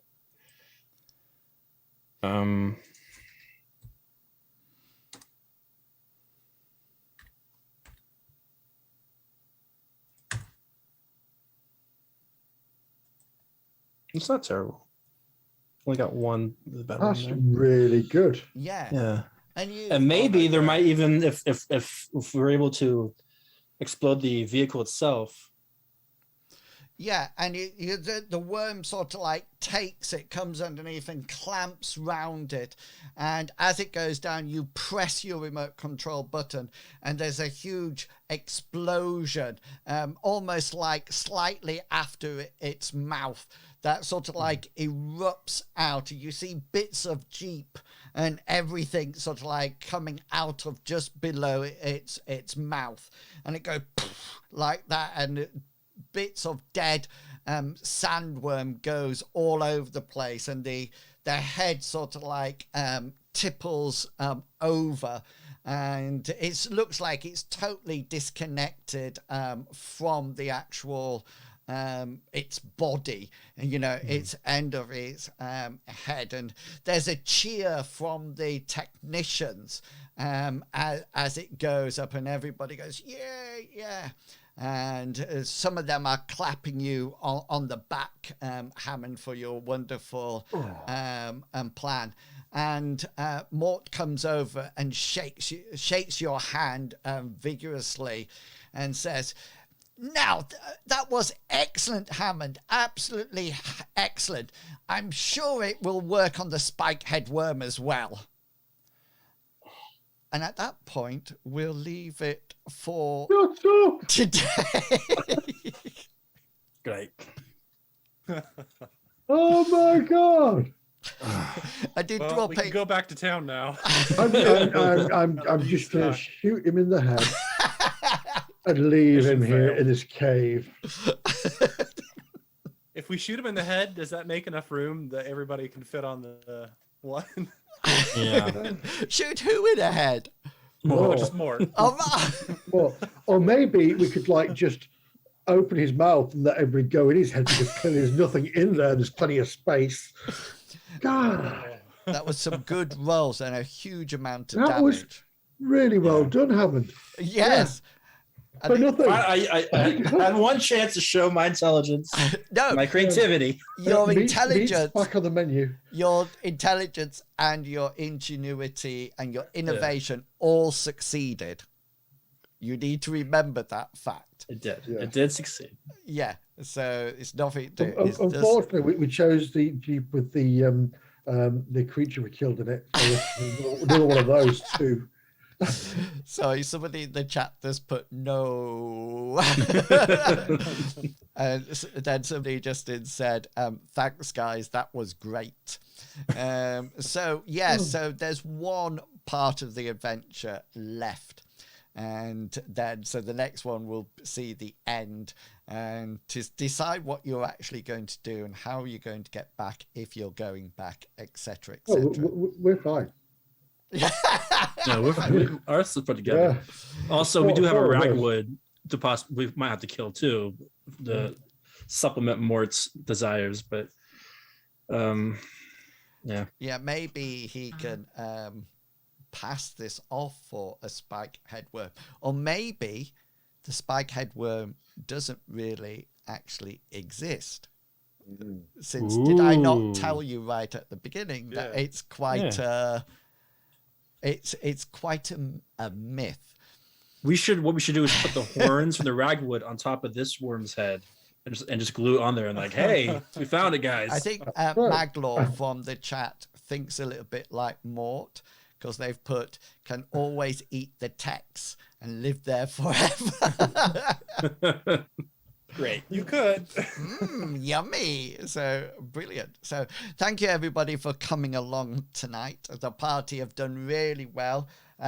They've managed to get a Dunker photograph that. We haven't got a Ragwug one yet, and we've got some kind of worm due to the fantastic ingenuity of Hammond and his jewelry rigging. We're well on the way. One more session, we should bring it to a close, and we can see next time how it finishes off. And the party will no doubt have talks about how they're going to get home in preparation. Well, how they're going to ensure everybody gets home rather than just us leaving half the people in the middle of the desert. So we will see. Take our payment and go. Yeah, thank you. And or is the spike head worm actually still out there? We'll find out next week. Thank you for coming along, supporting the stream tonight. I hope you enjoyed it as much as I did, and hopefully the players did. I will see you tomorrow for some more Lost Ark Paladin storyline, and then some ESO in the afternoon. So thank you for coming on tonight, and probably see you tomorrow. Medivac, your D&D game is on Thursday, 7:15. 7:15. If you you're in the Episode 36. is it actually Medivac the Healing Hoover? Oh yeah, the longest thing to type out ever. I'm not going to. I'm not going to do it. I put a space in it. No. Healing Hoover. Medivac. I'm just wondering what'll pop up. Will it be a D&D stream? I hope so. It's not a. I don't know. Give me a medicine check, please. Difficulty DC 10. Dun, dun, dun. There we go. Yes, it must be. D3. I will attempt to do that. It's not. The picture's not actually coming up there. I'll give you two. I will use my inspiration. Well. Yours is that's so loud. Somebody used their inspiration. That's a There we bard, go. isn't it? Okay. That will You be are fine. stabilized. You're still unconscious, but you are stabilized. I can't hear that. Ooh, they were stabilized but still unconscious. I could hear you laughing in the background. Yeah, so do come back next week if you want to see. Thank you very much for your support. And until next time, it's goodbye from me. See you later. And it's goodbye from them. Goodbye. Bye-bye. Oh, my. You- My house is